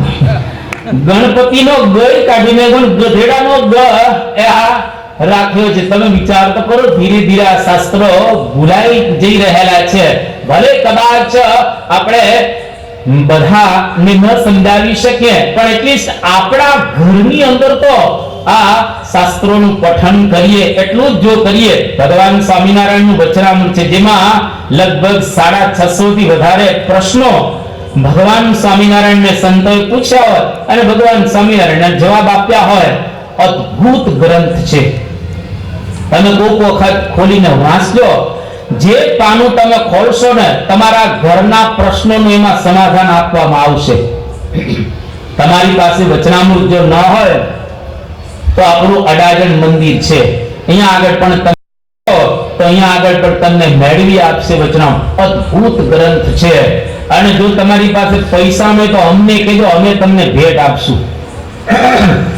કોઈ ગરીબ હોય તો આ પ્રમાણે બહુ સામાન્ય કિંમત છે, લગભગ 150 રૂપિયાની આજુબાજુ કહીએ. એક વચનામૃત ગ્રંથની અંદર હજારો પ્રશ્નોનું સમાધાન એમાં બતાવવામાં આવેલું છે. એટલે ટૂંકમાં શાસ્ત્ર વાંચવા. અહીંયા આગળ ભગવાન કૃષ્ણચંદ્ર આ વાત સમજાવી રહેલા છે. અને યુદ્ધ પૂર્ણ થઈ ગયા પછી કૃષ્ણ ભગવાન હવે વિદાય લેતા હતા. હસ્તિનાપુરથી ભગવાન વિદાય લઈ અને દ્વારિકાપુર જઈ રહેલા છે. જ્યારે વિદાય લેતા હતા એ વખતે યુધિષ્ઠિર બહુ સુંદર પ્રશ્ન પૂછે છે. પરદ્રષ્ટિ કેટલી સુંદર અહીંયા આગળ એની વાત કરવામાં આવી છે. યુધિષ્ઠિર પ્રશ્ન પૂછે છે કે ભગવાન, કળિયુગના લક્ષણો શું છે? કૃષ્ણ ભગવાન ઉત્તર આપવાને બદલે થોડા દિવસ રોકાઈ ગયા પાછા હસ્તિનાપુર. અને યુધિષ્ઠિરને કહે છે તમે ઉત્તર દિશામાં જાઓ. ભીમને કહે છે તું પૂર્વ દિશામાં જા. અર્જુનને કહે છે તું પશ્ચિમ દિશામાં જા. સહદેવ, નકુલ અને દ્રૌપદી એ ત્રણેયને દક્ષિણ દિશામાં મોકલે છે. તમે જાઓ અને પછી પાછા આવો અને મને બધી વાત કરો. હું ત્યાં સુધી હસ્તિનાપુરની અંદર રહેલો છું. જુદી જુદી દિશામાં ગયા અને થોડા દિવસ થયા પછી બધાએ જુદા જુદા ચમત્કાર જોયા. એમાં યુધિષ્ઠિર જે દિશાની અંદર ગયા હતા એમાં યુધિષ્ઠિરે એક દ્રશ્ય જોયો કે એક ઘડો જેનાથી 10 ઘડા આખા ભરાય છે, પણ 10 ઘડા એક ઘડાની અંદર ઠલવવામાં આવે તો એ ઘડો ભરાતો નથી. આવું દ્રશ્ય જોયું. 11 ઘડા સરખા છે. કેવી રીતે બની શકે? 10 ઘડા એક ઘડામાં નાખે ઘડો ભરાય, એક ઘડો 10 ઘડાની અંદર નાખે તો 10 આખા ભરાઈ જાય. આ શું છે? આવું દ્રશ્ય યુધિષ્ઠિરે જોયું. યુધિષ્ઠિર પાછા આવ્યા. ભીમ જે દિશાની અંદર ગયો હતો એમાં એને એક દ્રશ્ય જોવા મળ્યો કે 3 તળાવ જોયા ભીમે. એમાં 2 તળાવ બાજુમાં હતા, એ 2 ખાલી હતા. અને એક તળાવ જે દૂર હતું એ તળાવ ભરેલું હતું. ભીમને આશ્ચર્ય થયું કે આવું કેવું? આ જે 2 તળાવ હતા એમાં એક તળાવ ભરેલું, એની બાજુનું બીજું તળાવ હતું એ ખાલી હતું, અને બીજું દૂર તળાવ હતું એ ભરેલું હતું. એમને જોઈતા વચ્ચે તળાવ અને તળાવની બાજુમાં તળાવ છે એ ખાલી, અને દૂર એક તળાવ છે એ ભરેલું છે. આ શું છે? આવું એનું દ્રશ્ય જો. અર્જુન છે એ અર્જુન પણ જે દિશાની અંદર ગયો હતો ત્યાંથી અર્જુન પાછો આવ્યો અને એને એવું જોયું કે માન સરોવરના રાજહંસો તળાવના કિનારે આવી અને દેડકા, માછલા અને જીવજંતુ ખાતા હતા. માન સરોવરના હંસો કોઈ દેડકા ન ખાય, જીવજંતુ ન ખાય, એ તો મોતીનો ચારો કરે. અને આવું દ્રશ્ય અર્જુને જોયું. એ પણ એને કઈ સમજાયું, પાછો આવ્યો. સહદેવ, નકુલ અને દ્રૌપદી દક્ષિણ દિશામાં ગયા હતા. એમણે પણ એક દ્રશ્ય જોયું કે ભયંકર શિલા હતી આમ, અને પડતી આવતી હતી. એ ખાલી ઘાસનો તણખલો એના આધારે આ શિલા રોકાઈ ગઈ. આ કઈ રીતે આટલી ભયંકર મોટી શિલા, ઘાસનું નાનકડું તણખલું, એના આધારે કઈ રીતે રોકાઈ ગઈ? કોઈને સમજાણું નહીં. પાંચે પાંચ ભાઈઓ ને છઠ્ઠા દ્રૌપદી આવ્યા, કૃષ્ણ ભગવાનને આ રહસ્ય પૂછે છે. ત્યારે કૃષ્ણ ભગવાન બહુ સુંદર પરદ્રષ્ટિનો ઉત્તર આપતા કહે છે કે એક ઘડાથી 10 ઘડા ભરાય, આખા 10 ઘડાથી એક ઘડો ન ભરાય. હા, આનો જવાબ કૃષ્ણ ભગવાનને કહ્યો, એક બાપ 10 છોકરાને નભાવી શકે, પણ 10 છોકરા એક બાપને નભાવી શકતા નથી. દ્રશ્ય સમાજમાં આવું જોવા મળે છે. અને કોરિયન કહેવત છે કે એક ઝૂંપડીમાં 5 છોકરા સમાઈ શકે, 5 મહેલની અંદર એક બાપ ન સમાઈ શકે. અરે બાપને ભક્તે ચડાવતા હોય છે ઘણા. 2 ભાઈ હતા અને 2 સંપત્તિ વેચી લીધી. હવે એના પિતા એક રહ્યા, માતા ધામમાં ગયા હતા. હવે ભાગ કઈ રીતે પાડો? મોટો કે તું રાખ? એ કે નાના, નાનો કે ના તું રાખ ને. હા, એની 2 પત્નીઓ પણ રાખવા તૈયાર નહીં. પછી એવું નક્કી કર્યું કે આપણા પિતાને ઉપર ચડાવવા, મોભારે. એમાં જો ચત્તા પડે ને તો મોટા ના, બઠ્ઠા પડે તો નાના ના. હવે ઉપર ચડાવવામાં આવે, ચતબટ કરે, ઓલો ડોહ કે હું મરી જાવ ને, ઉપર મને ચડાવો, ચત્તો પડે બઠ્ઠા પડે, મરી જાય ને. તમે જો 2 માંથી એકેય દીકરા બાપને રાખવા એ તૈયાર નથી. એટલા માટે આજે આ સમાજની અંદર જોવા મળે છે ને કે પિતાનું પોષણ કોઈ કરતા નથી. આ મહાભારત સાંભળીને જેટલા છોકરા બેઠા હોય એટલા વિચાર કરે કે મારે મારા પિતાનું બરાબર પોષણ કરવું છે. અને તમારા મા બાપ જો ઘરડા હોય અને તમે ઘરડા ઘરમાં એને જો મૂકી આવ્યા હોય, આમ તો નથી મૂક્યા મૂકો એવા તમે, પણ કદાચ જો મૂકી આવ્યા હોય તો પાછા લઈ આવજો અને તમારા બાપ અને માતાની બરાબર સેવા કરજો. આ સાંભળીને આજે આપણા સુરતની અંદર હવે વૃદ્ધાશ્રમો શરૂ થયા છે. માતૃદેવો ભવ, પિતૃદેવો ભવ, ભારતની સંસ્કૃતિ પણ હવે ધીરે ધીરે ભૂલાઈ રહેલી છે.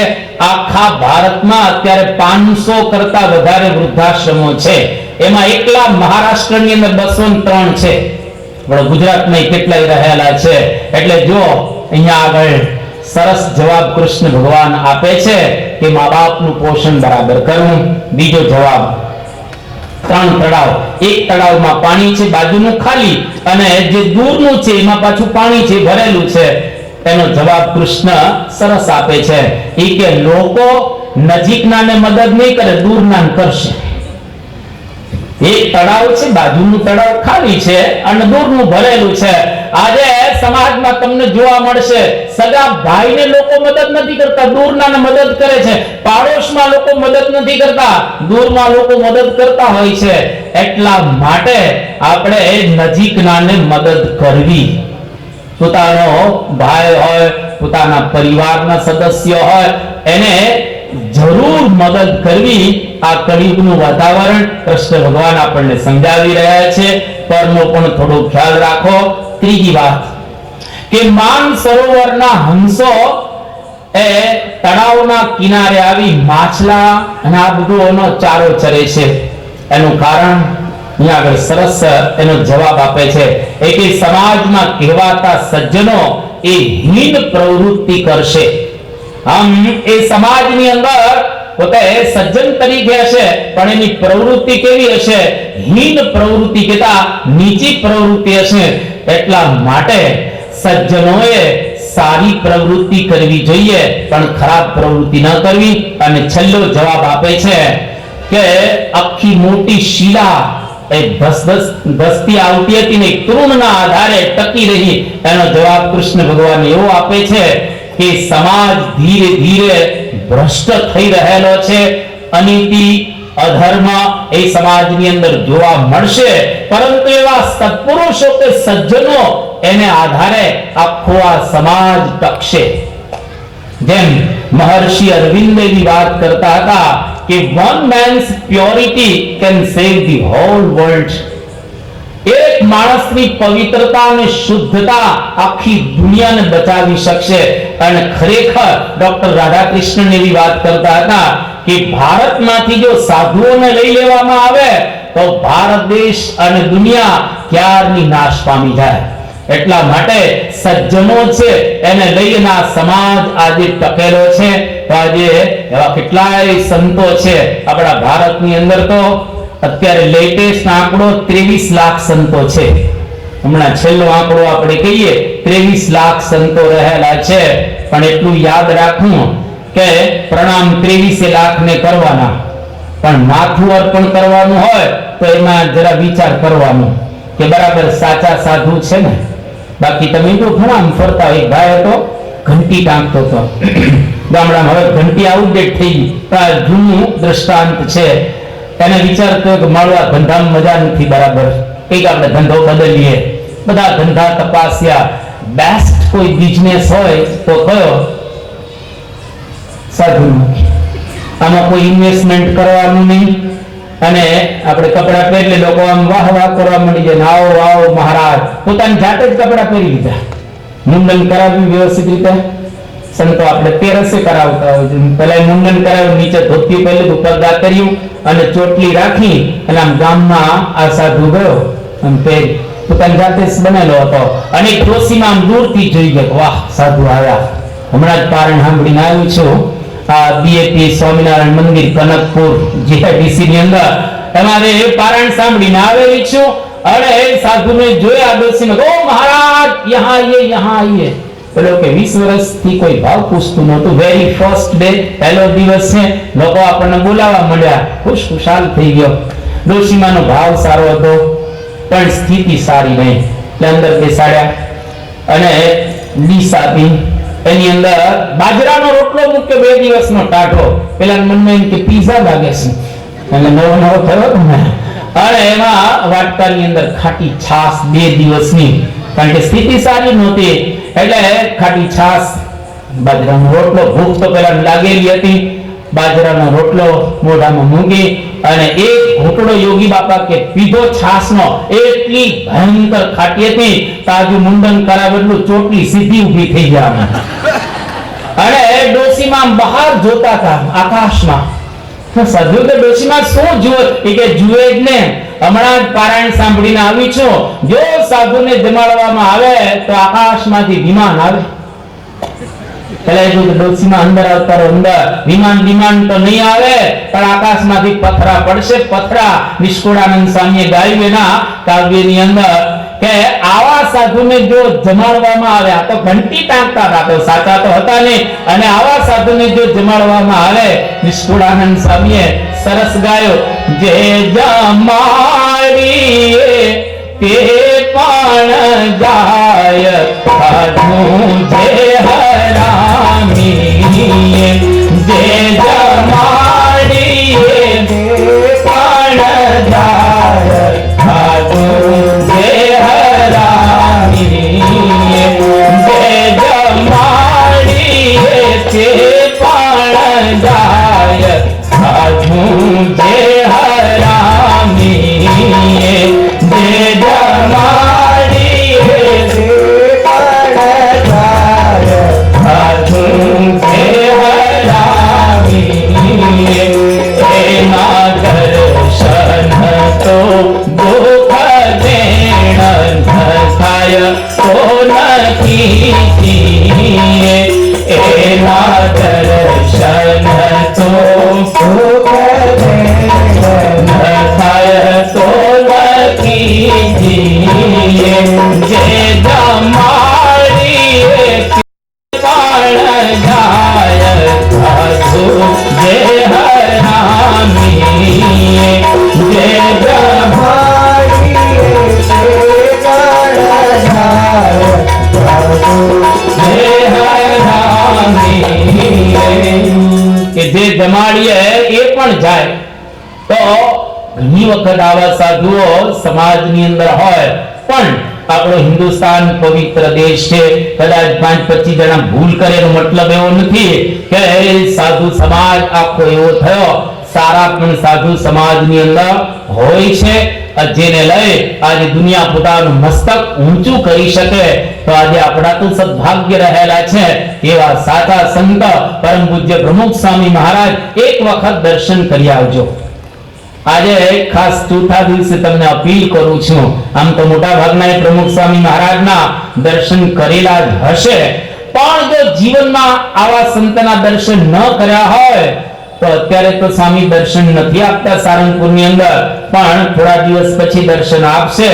ત્યારે થોડું સ્વાસ્થ્ય જરા એ પ્રકારનું છે, એટલે ફક્ત સંતોને દર્શન આપે છે પણ હરિભક્તોને દર્શન થતા નથી. પણ જ્યારે દર્શન થાય ત્યારે એક વખત જઈ આવજો, એટલે જિંદગીમાં યાદ રહેશે કે આવા સંતના મેં દર્શન કરેલા છે. આવા સંતના જો આંખે કરીને દર્શન કરીએ તો આંખના બધા પાપ બળી જાય. આવા સંતના જો વચનો કાને કરીને સાંભળીએ તો આપણા કાનના પાપ બધા બળી જાય. એને મનમાં સંભાળીએ તો મનના પાપ બળી જાય. ત્યાં હાલતા હાલતા ચાલતા ચાલતા દર્શન કરવા જઈએ તો પગના પાપ બળી જાય. એને પ્રણામ કરીએ તો હાથના બધા પાપ બળી જાય. એવો આ જબરદસ્ત મહિમા સંતના દર્શનનો બતાવવામાં આવ્યો છે. તો અહીં આગળ ટૂંકમાં વડીલોને ખૂબ આદર આપવો અને વડીલોની પણ ધ્યાન રાખવું અને એના વિશે પણ સદભાવ રાખવો. કૃષ્ણ ભગવાન આટલો સદુપદેશ આપી અને હવે હસ્તિનાપુર જવા માટે હસ્તિનાપુરથી વિદાય લઈને દ્વારિકા જવા ભગવાન તૈયાર થયા.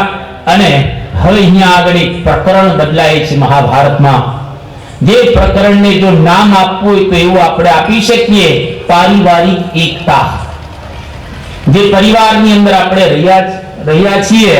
રહીએ છીએ એ પરિવાર એક પરિવાર રહે. એના 5 સભ્યો હોય, 4 હોય, 3 હોય કે 2 હોય, એ બધામાં સરસ સંપ રહે અને એકબીજાની ખેવના રાખે, સંભાવના રાખે, જેને આપણે પરિવારની અંદર એકતા કહે છે. આજે સમગ્ર હિન્દુસ્તાનની અંદર લગભગ હમણાં લેટેસ્ટ આંકડો છે 27 કરોડ પરિવારો રહેલા છે હિન્દુસ્તાનમાં. એક પરિવારની અંદર 5.3 ની એવરેજ છે આખા હિન્દુસ્તાનમાં. અત્યારે હિન્દુસ્તાનની વસ્તી આ 1 અબજ અને 21 કરોડની આજુબાજુ છે. આ તો દરરોજ વધતા રહે, તો હજારો બાળકો આવતા હોય ને હજારો નાશ પામતા હોય. આ હિન્દુસ્તાનની પરિસ્થિતિ 27 કરોડ પરિવારો છે, પણ બહુ જ ઓછા પરિવારો એવા છે જે પરિવારોની અંદર એકતા હોય. પતિ પત્ની અને બંને દીકરાઓ કે દીકરીઓ સંપીને રહેતા હોય. આ મહાભારત આપણને શીખવાડે છે. આપણે એક સરસ વાત સાંભળેલી છે 3 સૂત્ર દ્વારા કે art of living, art of doing and art of dying. આ 3 કળા છે અને 3 કળાને શીખવાડતા એક શાસ્ત્રો છે. આર્ટ ઓફ લિવિંગ, જીવન જીવવાની કળા કોની પાસેથી આપણે શીખી શકીએ? રામાયણ પાસેથી. તમે રામાયણ વાંચો એટલે આર્ટ ઓફ લિવિંગ, જીવન જીવવાની કળા તમને શીખવાડે રામચંદ્ર ભગવાનના જીવન દ્વારા, દશરથ ભગવાનના પરિવાર દ્વારા.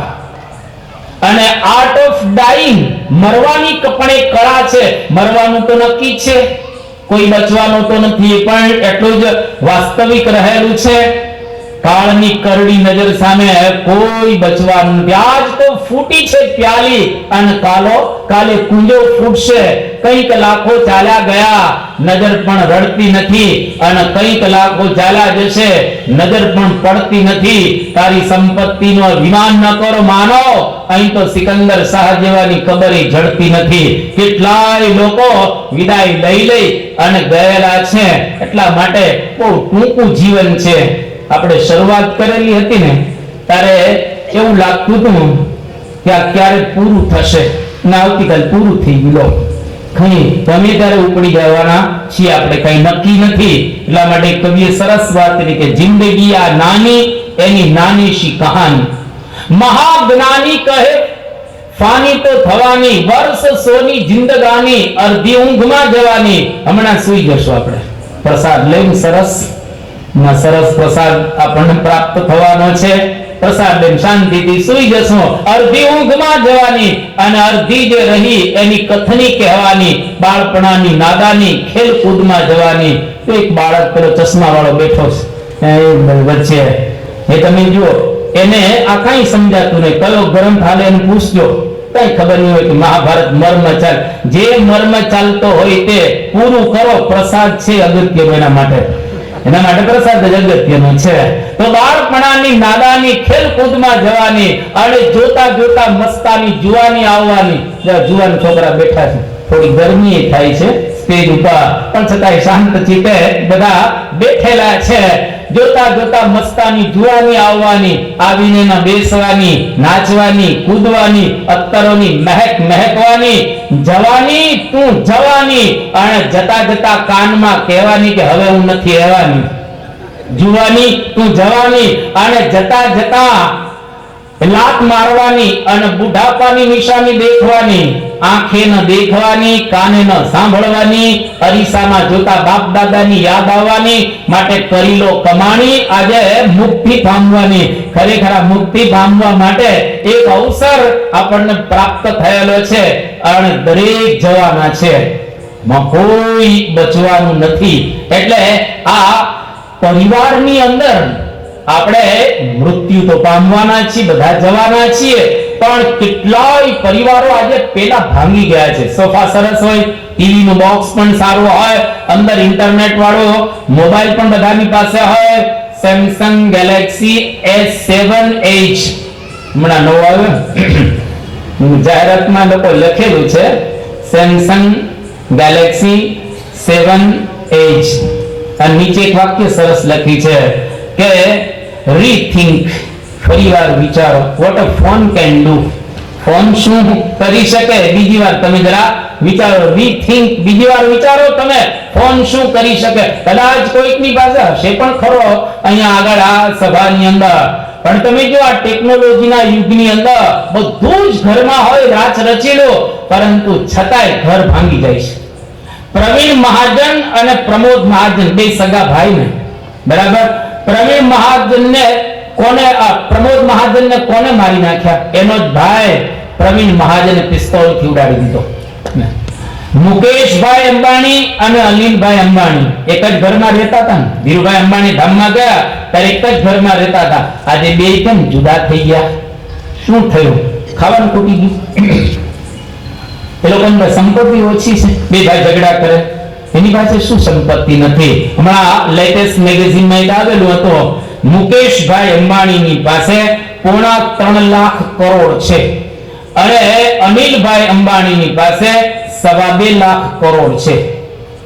આટલી સંપત્તિ હતી, છતાંય તમે જુઓ ત્યાં આગળ તિરાડ પડી ગઈ, પરિવાર ભાંગી ગયો. અરે પ્રિન્સ ચાર્લ્સ, એના ધર્મપત્ની ડાયના, ઇંગ્લેન્ડના ભવિષ્યના રાજા, અને પતિ પત્નીમાં બન્યું નહીં.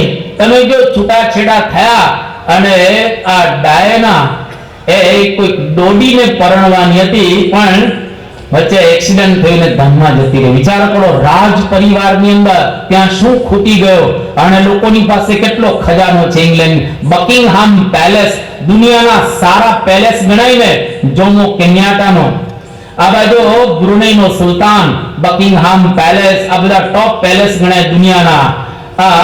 એમાંનો એક પેલેસ, અને એની અંદર રહેનારા એ લોકો અંદર અંદર ઝઘડે છે. પરિવારમાં શું ખૂટે છે? એટલે આ પરિવારની એકતાની વાત મહાભારત બહુ સુંદર રીતે સમજાવે છે. તમે જો જુગાર રમવાની ભૂલ કોને કરી? યુધિષ્ઠિર એટલે જ કરી છે. એમાં અર્જુન કે ભીમનો કોઈ વાંક નથી, સહદેવ કે નકુલનો પણ કોઈ વાંક નથી. એક યુધિષ્ઠિરની ભૂલ ચારે ચાર ભાઈઓએ સ્વીકારી લીધી. એ કે આપણા ભાઈએ ભૂલ કરી છે ને, કઈ વાંધો નહીં, ચાલો હવે જે સહન કરવાનું છે આપણે બધા ભેગા મળી અને સહન કરીએ. જો આને કહેવાય પારિવારિક એકતા. કદાચ કોઈ એક જણો ઘરમાં ભૂલ કરે તો આખા ઘરની ભૂલ છે એવું સમજવાનું. યુધિષ્ઠિરનો સંકલ્પ જ્યારે મહાભારતના યુદ્ધનો પ્રારંભ થયો ત્યારે એ કે મારો એક ભાઈ જો મૃત્યુ પામે તો હું મરી જઈશ, હું નહીં જીવું. આ મોટા ભાઈની ભાવના. કયા મોટા ભાઈ આજે એવા મળે તમને જોવા મળે કે મારો ભાઈ એને તકલીફ ન પડવી જોઈએ, મારો ભાઈ ભૂલ કરે તો એ મારી ભૂલ છે, આવા પરિવારો કેટલા તમને જોવા મળશે? બહુ જ ઓછા પરિવારો તમને જોવા મળશે. અને આ બહુ સુંદર એક દ્રષ્ટાંત, એક વાત દ્વારા મહાભારત આપણને સરસ રીતે પારિવારિક એકતા સમજાવી રહેલું છે. અને અહીંયા આગળ દ્રૌપદી જ્યારે આવે છે કુંતા મૈયાની પાસે, અર્જુન લઈ અને સાથે પાંડવો પણ બીજા હતા, અને હવે અર્જુને દ્રૌપદી જીતેલા હતા. પ્રસંગ આપણે વિસ્તાર નથી કરતા, જાણીએ છીએ. એટલે દ્રૌપદીને લઈને 5 પાંડવો આવ્યા અને કુંતા મૈયાને કહે છે કે માતાજી અમે એક વસ્તુ લઈને આવ્યા છીએ. ત્યારે કુંતાજી શું કહ્યું કે બેટા તમે જે વસ્તુ લઈને આવ્યા છો એ 5 સરખા ભાગે વહેંચી લો. ચાલો 5 સરખા ભાગે વહેંચી લો એટલે 3 ટુકડા કરવાના હતા. એક દ્રૌપદી 5 ભાઈઓની પત્ની બને છે. અર્જુનની એકલાના જ હતા દ્રૌપદી, પરંતુ અર્જુને કહ્યું કે ના, માં બોલ્યા ને એટલે હવે આ મારી પત્ની એકલાની નથી, આપણા 5ની પત્ની છે. આ તમે જો પારિવારિક એકતાની વાતો કેટલી સુંદર બતાવવામાં આવી છે. દ્યુત ક્રીડા એટલે કે જુગાર જ્યારે રમે છે અને જેની અંદર યુધિષ્ઠિર બધું જ હારી ગયા, એક પણ ભાઈ યુધિષ્ઠિરને ક્યારેય મેણું નથી મારતો. તારેલીના બધા દુઃખ આવ્યા છે અમને, તારેલીને મારે જંગલમાં ફરવું પડે છે. એક પાંડવ યુધિષ્ઠિરને ક્યારેય શબ્દ નથી મારતા. કે ભાઈ ભૂલ તો જીવનની અંદર થાય, ચિંતા ન કરતા. આને કહેવાય પારિવારિક એકતા. આપણા ઘરની વાતાવરણ સચવાવું જોઈએ, અને જો આપણા ઘરમાં આવું વાતાવરણ સંધાય અને થાય તો ખરેખર આ મહાભારતનો મર્મ સાંભળો એ સાર્થક ગણાય. એટલે પરિવારમાં એકતા રાખજો, ધીરે ધીરે પરિવાર તૂટી રહે. અને એમાં આ તો મોબાઈલ જ્યારથી આવ્યા છે ને એમાં બહુ તકલીફ થઈ ગઈ છે. ઘણા એકબીજાને મોબાઈલ ચેક કરતા હોય છે, ક્યાં વાત કરે છે. પતિ પત્ની ના કરે ને પત્ની પતિ ના કરતા હોય છે ને છોકરાઓ એના મા બાપ ને કરે, મા બાપ છોકરા ના કરતા હોય છે. જેને લઈને પણ કેટલાય પરિવારો ભાંગી રહ્યા છે. અને જ્યારથી મોબાઈલ આવે ત્યારથી ખોટું બોલવાનો ઘણો પ્રારંભ થઈ ગયો છે. અને હોય ઘરમાં બોલે હું ફેક્ટરી છે, હોય ઘરમાં જ બેઠો હોય. અને ઘણા તો એવું બોલતા હોય, આમ રસ્તામાં જતા ન હોય અને કે ક્યાં છે તો હું રસ્તામાં છું, તો પેલો સામેથી બોલે કે તું રસ્તામાં જતા તો હોર્નના અવાજ તો સાંભળે ને, તારા મોબાઈલમાં હોર્નના અવાજ નથી સંભળાતા, મતલબ કે તું ઘરમાં બેઠો છો, રસ્તામાં છે નહીં. એટલે આવા સમાજની અંદર પારિવારિક એકતા જાળવવી બહુ અઘરી છે. એ મહાભારત આપણને શીખવાડે છે. અને ભગવાન સ્વામિનારાયણના સંતોએ બહુ સુંદર હરિલીલામૃત ગ્રંથની અંદર એક વાત કરેલી છે કે સંતાનો જો સંપીને રહે તો એના થકી મા બાપ બહુ રાજી થાય, અને જેના ઘરમાં મા બાપ રાજી થાય એનું ઘર અતિશય સુખી બને. વિહારીલાલજી મહારાજના એ શબ્દો, સંતાન જો સંપી રહે સદાય, માતા પિતા તે થકી રાજી થાય. સંતાન જો સંપી રહે સદાય, માતા પિતા તે થકી રાજી થાય. સંતાન જો સંપી રહે સદાય, માતા પિતા તે થકી રાજી થાય. સંતાન જો સંપી રહે સદાય, માતા પિતા તે થકી રાજી થાય. સંતિ જો તે હકરે કલેશ, માતા પિતા રાજી રહે નલેશ. સંતિ જો તે હકરે કલેશ, માતા પિતા રાજી રહે નલેશ. સંતિ જો તે હકરે કલેશ, માતા પિતા રાજી રહે નલેશ.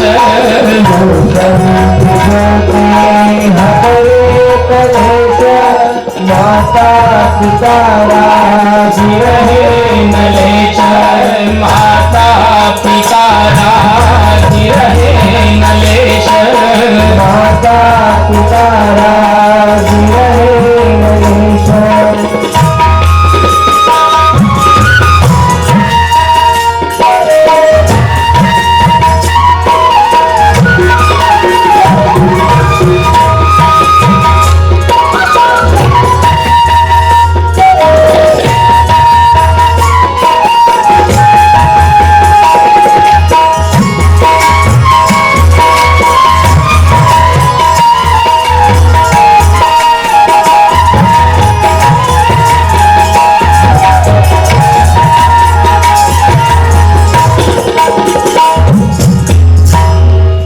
પ્રમાણે માતા પિતા જેના ઘરની અંદર ખૂબ રાજી રહે, એના ઘરની અંદર પરિવારમાં એકતા સમજવી. અહીંયા આગળ ઘણા બધા પ્રસંગોની અંદર પારિવારિક એકતાની વાત મહાભારત સમજાવી રહેલું છે, પરંતુ આપણે વિશેષ વાત ન કરતા આગળ ચાલીએ. અહીંયા આગળ આ પરદ્રષ્ટિની અંદર એક વાત બહુ સુંદર મહાભારત બતાવે છે કે હંમેશા આપણા ઘરની અંદર અથવા તો આપણે આજુબાજુ જ્યારે જોતા હોઈએ ત્યારે માણસનો સ્વભાવ છે કે નાની મોટી કોઈનાથી ભૂલ થઈ જાય, અને જો ખરેખર એ ભૂલ જોઈ અને તમે એને એ રીતે ટ્રીટ કરો તો સામાન્ય લોકોને પણ ખરાબ લાગે. એટલા માટે કોઈની પણ ભૂલ થાય ઘરમાં કે આજુબાજુ પાડોશની અંદર કે બહાર, તો ખુલ્લા દિલે પ્રેમથી એને ક્ષમા આપી દેવી. આપણા ઘરની અંદર પણ કોઈ જો ભૂલ કરે તો એને પ્રેમથી ક્ષમા આપવી. આ મહાભારત આપણને શીખવાડે છે. બહુ પ્રસિદ્ધ પ્રસંગ આપણે જાણીએ છીએ.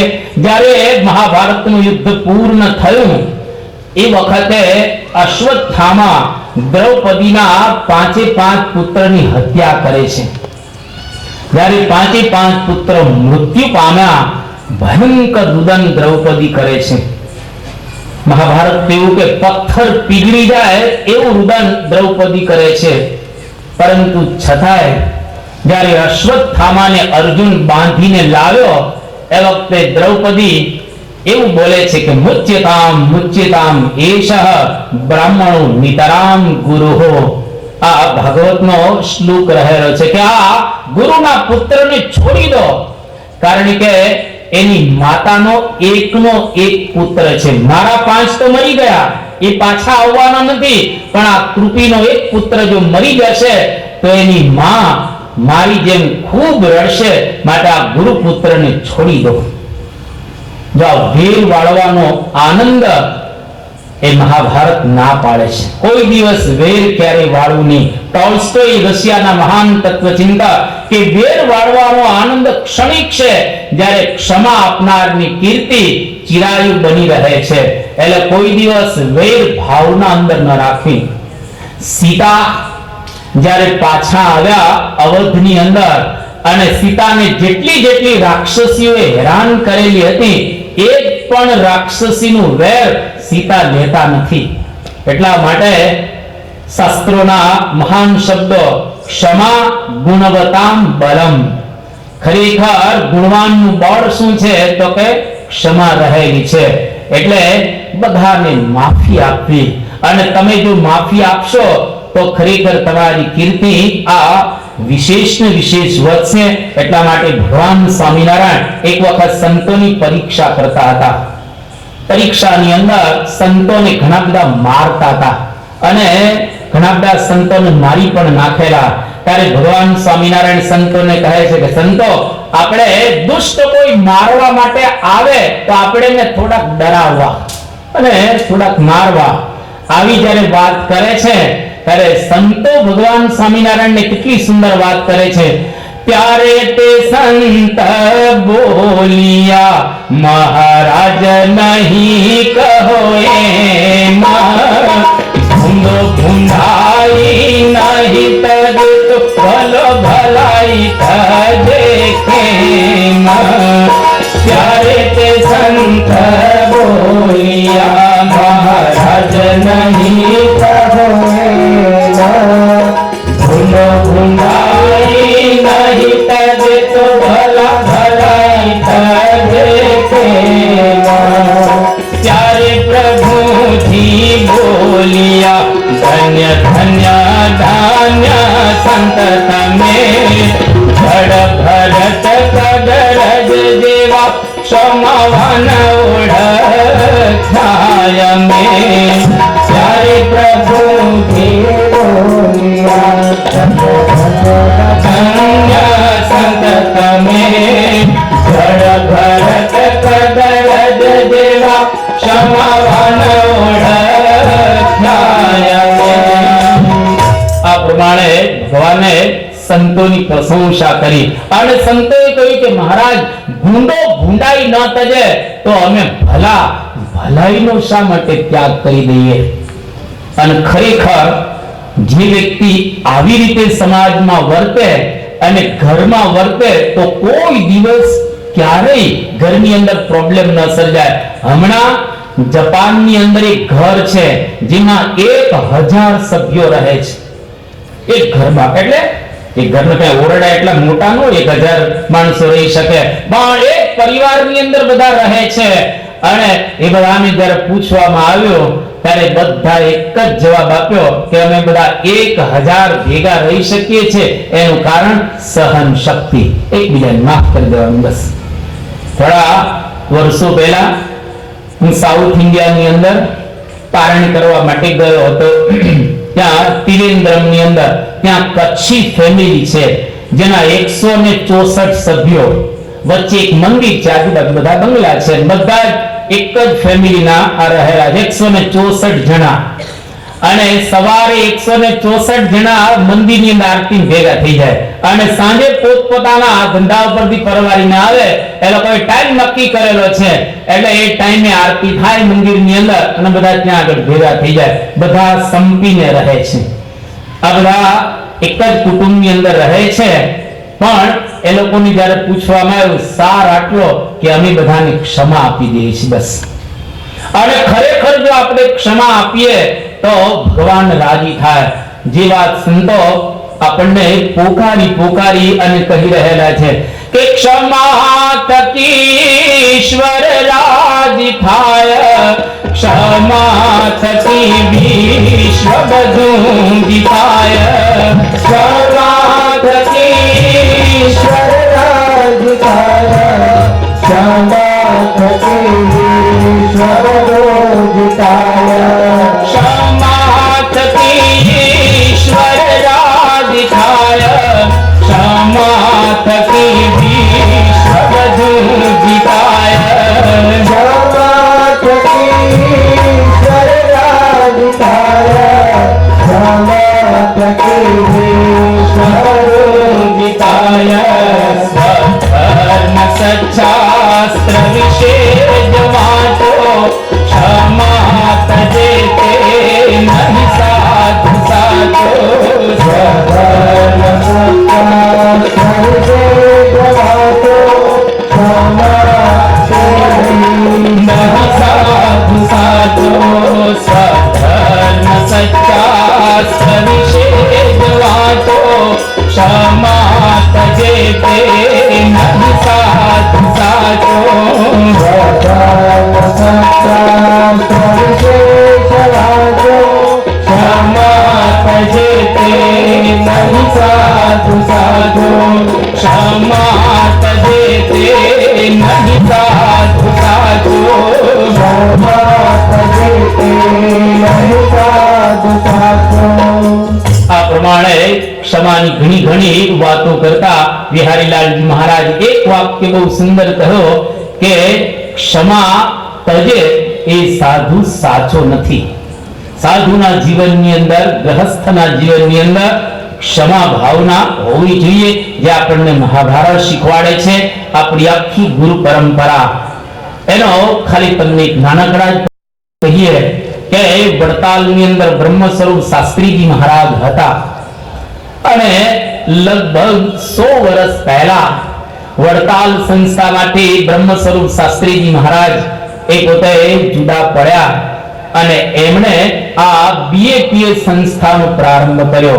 જ્યારે વડતાલમાં બ્રહ્મ સ્વરૂપ શાસ્ત્રીજી મહારાજ હતા ત્યારે આપણા સંપ્રદાયના ઇતિહાસની અંદર આ લખાયેલા પ્રસંગો છે. બ્રહ્મ સ્વરૂપ શાસ્ત્રીજી મહારાજના જીવનની અંદર આ જીવન ચરિત્રમાં આપેલા પ્રસંગો બધા રહેલા છે કે શાસ્ત્રીજી મહારાજને વડતાલની અંદર જ્યાં કથા કરતા ત્યાં મરચાની ભૂમિ કરતા, જેથી કરીને અક્ષર અને પુરુષોત્તમની વાત ન કરી શકે. શાસ્ત્રીજી મહારાજ જ્યાં અક્ષર અને પુરુષોત્તમની વાત કરતા હતા ત્યાં પાણીના માટલા ફોડતા હતા, જેથી કરીને બધા ઊભા થઈ જાય અને અક્ષર પુરુષોત્તમની વાત એ ત્યાં કરી ન શકે. શાસ્ત્રીજી મહારાજને ચાલુ આરતીમાં વડતાલ મંદિરની અંદર એક સાધુએ સાથળની અંદર સૂયો પહોંચ્યો, ભયંકર લોહીની પિચકારી નીકળી અને શાસ્ત્રીજી મહારાજ ત્યાં આગળ એ જતા હતા સંત નિવાસમાં અને ધોતિયું ભરાયું પગમાં, તો પડી ગયા. એક સાધુએ જબરજસ્ત લાત મારી શાસ્ત્રીજી મહારાજને વડતાલ મંદિરની અંદર અને શાસ્ત્રીજી મહારાજ આવ્યા. ત્યાં આગળ જે ચૂલામાં નાખી દેવાનો શાસ્ત્રીજી મહારાજને પ્રયત્ન કર્યો. જે પણ શાસ્ત્રીજી મહારાજને આપ્યો એ ખીચડીની અંદર પારણામાં અને થોડુંક શાસ્ત્રીજી મહારાજ ખાધું ત્યારે ખબર પડી કે આની અંદર તો ઝેર છે. પછી એમને રાખી દીધું. મારવાના પણ વડતાલની અંદર ઘણા પ્રયત્ન થયા, પરંતુ શાસ્ત્રીજી મહારાજ કેવા ક્ષમાવાન હતા. આજે તમને સાંભળીને આનંદ થશે. એક પણ વાક્ય શાસ્ત્રીજી મહારાજે વડતાલ સંસ્થા વિરુદ્ધ કીધું નથી. આ શાસ્ત્રીજી મહારાજની ક્ષમા ભાવના. એક પણ વખત શાસ્ત્રીજી મહારાજે કોઈ વડતાલના સાધુને હું હિન્દુ થાય એવું વચન બોલ્યા નથી. અરે એટલું જ નહીં, પરંતુ શાસ્ત્રીજી મહારાજ વડતાલથી જ્યારે નીકળ્યા ત્યારે કોઈ કહ્યું કે અમને નામ આપો, અમે એને જોઈ લઈએ. શાસ્ત્રીજી મહારાજ કે અમારે કોઈના નામ આપવા નથી. અમારે તો અક્ષર અને પુરુષોત્તમનો જે સિદ્ધાંત છે, આ વૈદિક સિદ્ધાંત છે, વેદો ઉપનિષદોમાં આ બતાવવામાં આવેલો સિદ્ધાંત છે, એની અમારે પ્રતિષ્ઠા કરવી છે. એટલે અમે આ વડતાલથી જુદા પડીએ છીએ. શાસ્ત્રીજી મહારાજને વડતાલમાં માર્યા, ઝેર આપ્યો. આ પ્રમાણે એ ધૂણી કરતા મરચાની, એટલે વડતાલમાંથી શાસ્ત્રી મહારાજ નીકળ્યા એવું ન સમજવો, પણ એ સિદ્ધાંત માટે નીકળ્યા. ક્યારેય વડતાલની વિરુદ્ધ શાસ્ત્રીજી મહારાજ બોલ્યા નથી. ક્યારેય યોગીજી મહારાજ વડતાલ કે અમદાવાદની વિરુદ્ધ બોલ્યા નથી.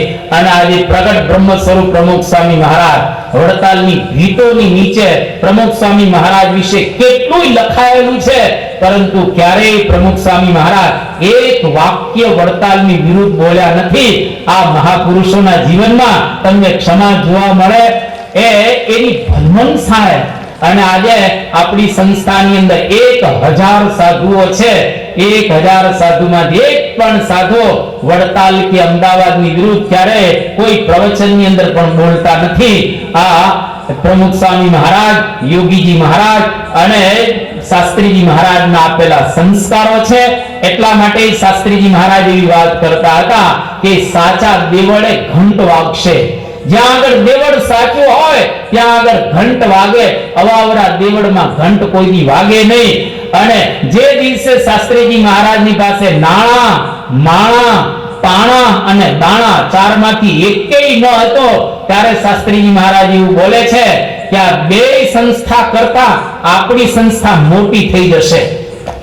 અમદાવાદ આખો દેશ અને વડતાલ આખો દેશ ભગવાન સ્વામિનારાયણે સ્થાપેલા બે દેશ છે.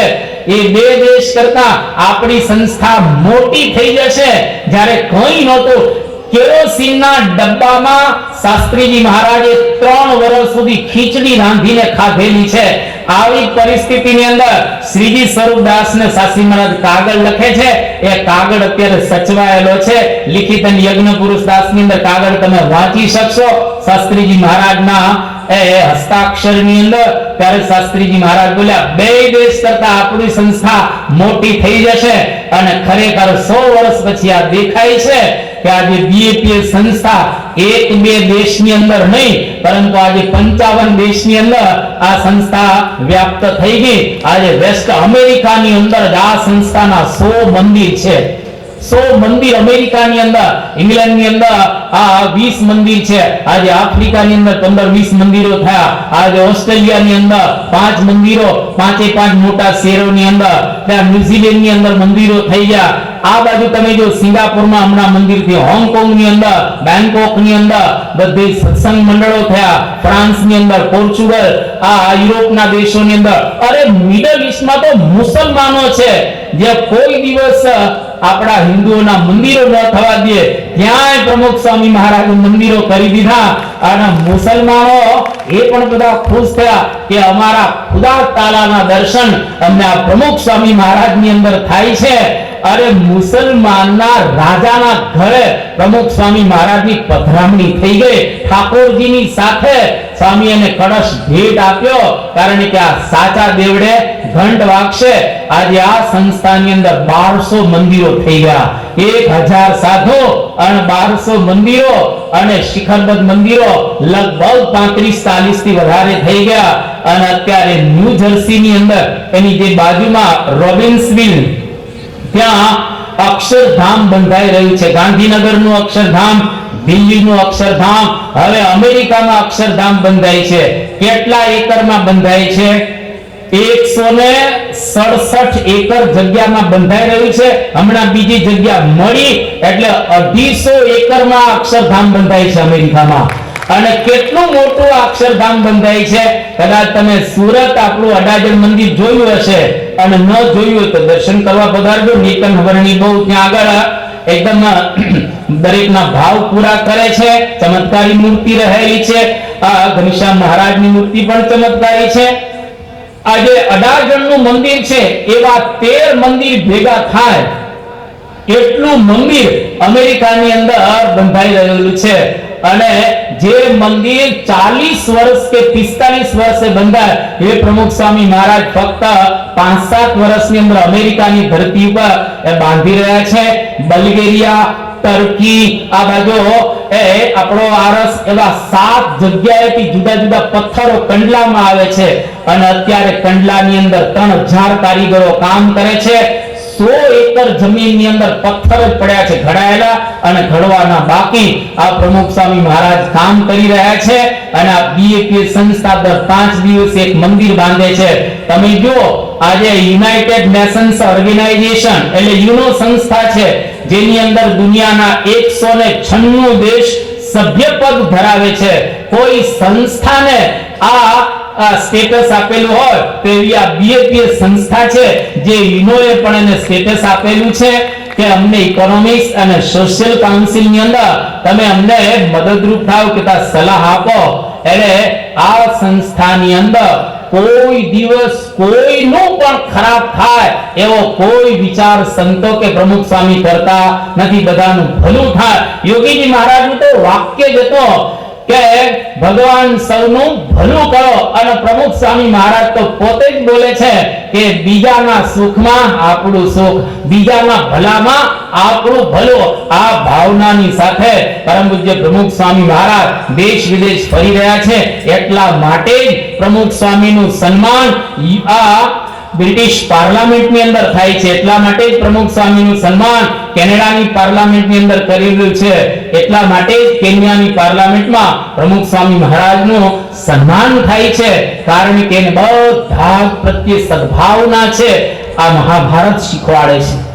તો કદાચ તમારે કઈ આટલી મોટી વૈશ્વિક સદભાવના કે ક્ષમા ના આપી શકો આવા સંતો જેટલી, પણ ઘરમાં તો આપી શકાય. દીકરો ભૂલ કરે કોઈ મા બાપ ગરમ ન થતા. તમારી દીકરી ભૂલ કરે નવરાત્રીમાં એની પર ગરમ ન થતા, પ્રેમથી સમજાવું છું. તમારો દીકરો કદાચ કંઈક આગોપાછો થાય એને પ્રેમથી ઉપદેશ આપજો. તમારી વહુ ભૂલ કરે તો સાસુએ ક્યારેય વહુને કઈ શબ્દ નહીં મારવાના. આજે કેટલી વહુઓ પંખે લટકી ગઈ છે.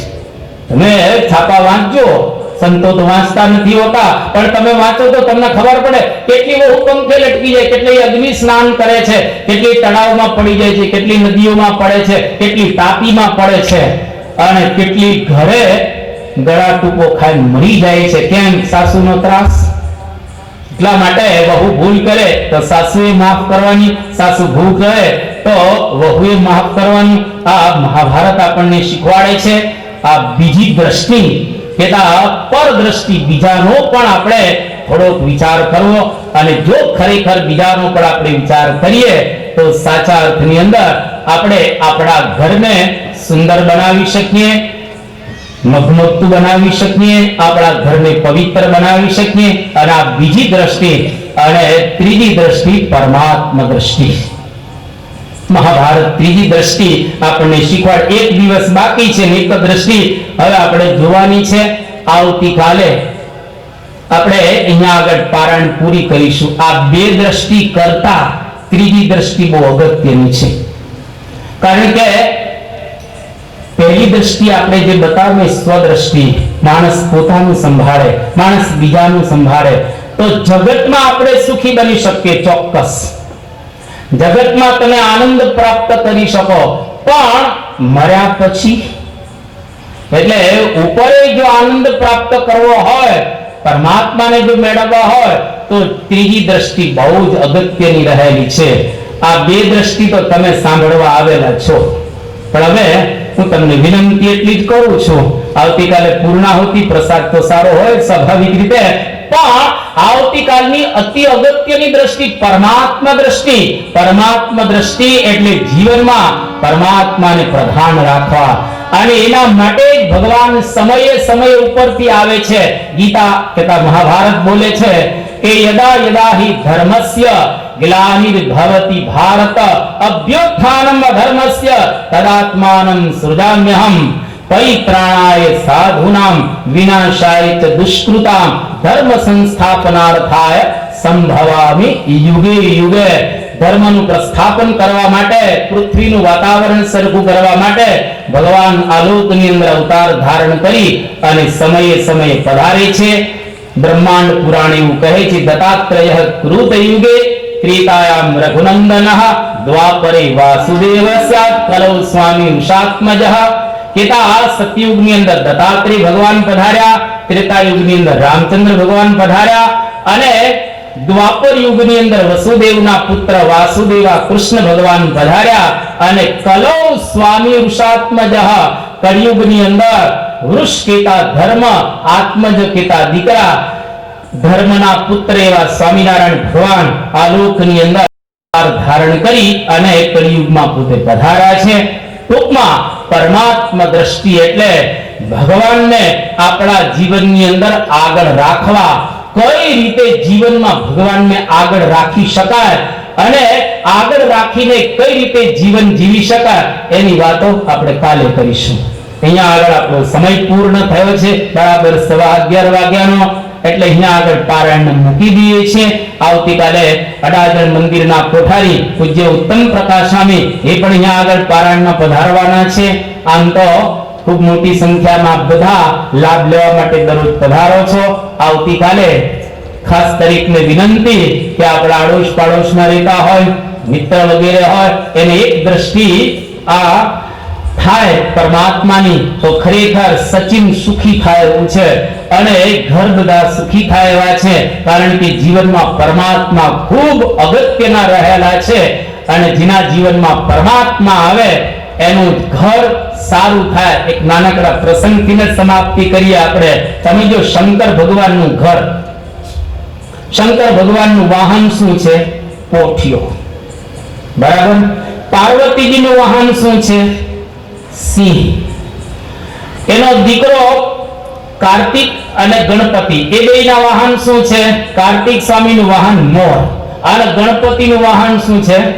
ઉંદર, બરાબર. હા, અને ભગવાન શંકરના ગળામાં શું લટકે છે? સાપ. હવે વિચાર કરો, એક ઘરની અંદર સાપ હોય, બળદ હોય, ઉંદર હોય અને મોર હોય, ઈ સરખા રહી શકે ખરા?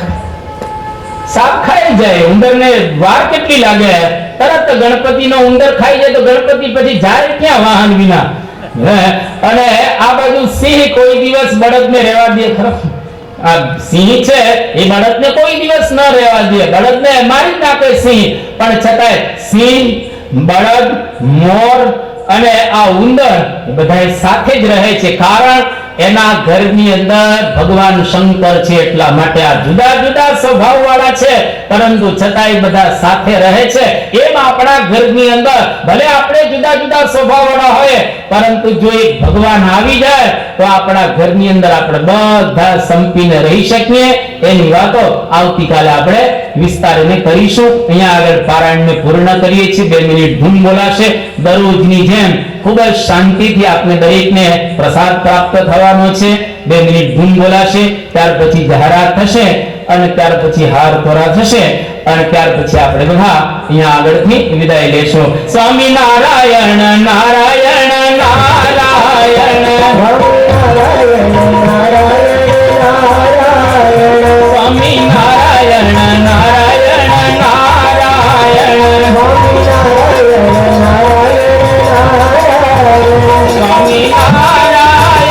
સ્વામી નારાયણ.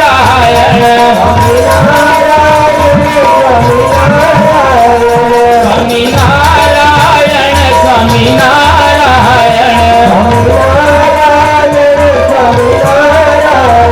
સ્વામી નારાયણ નારાયણ નારાયણ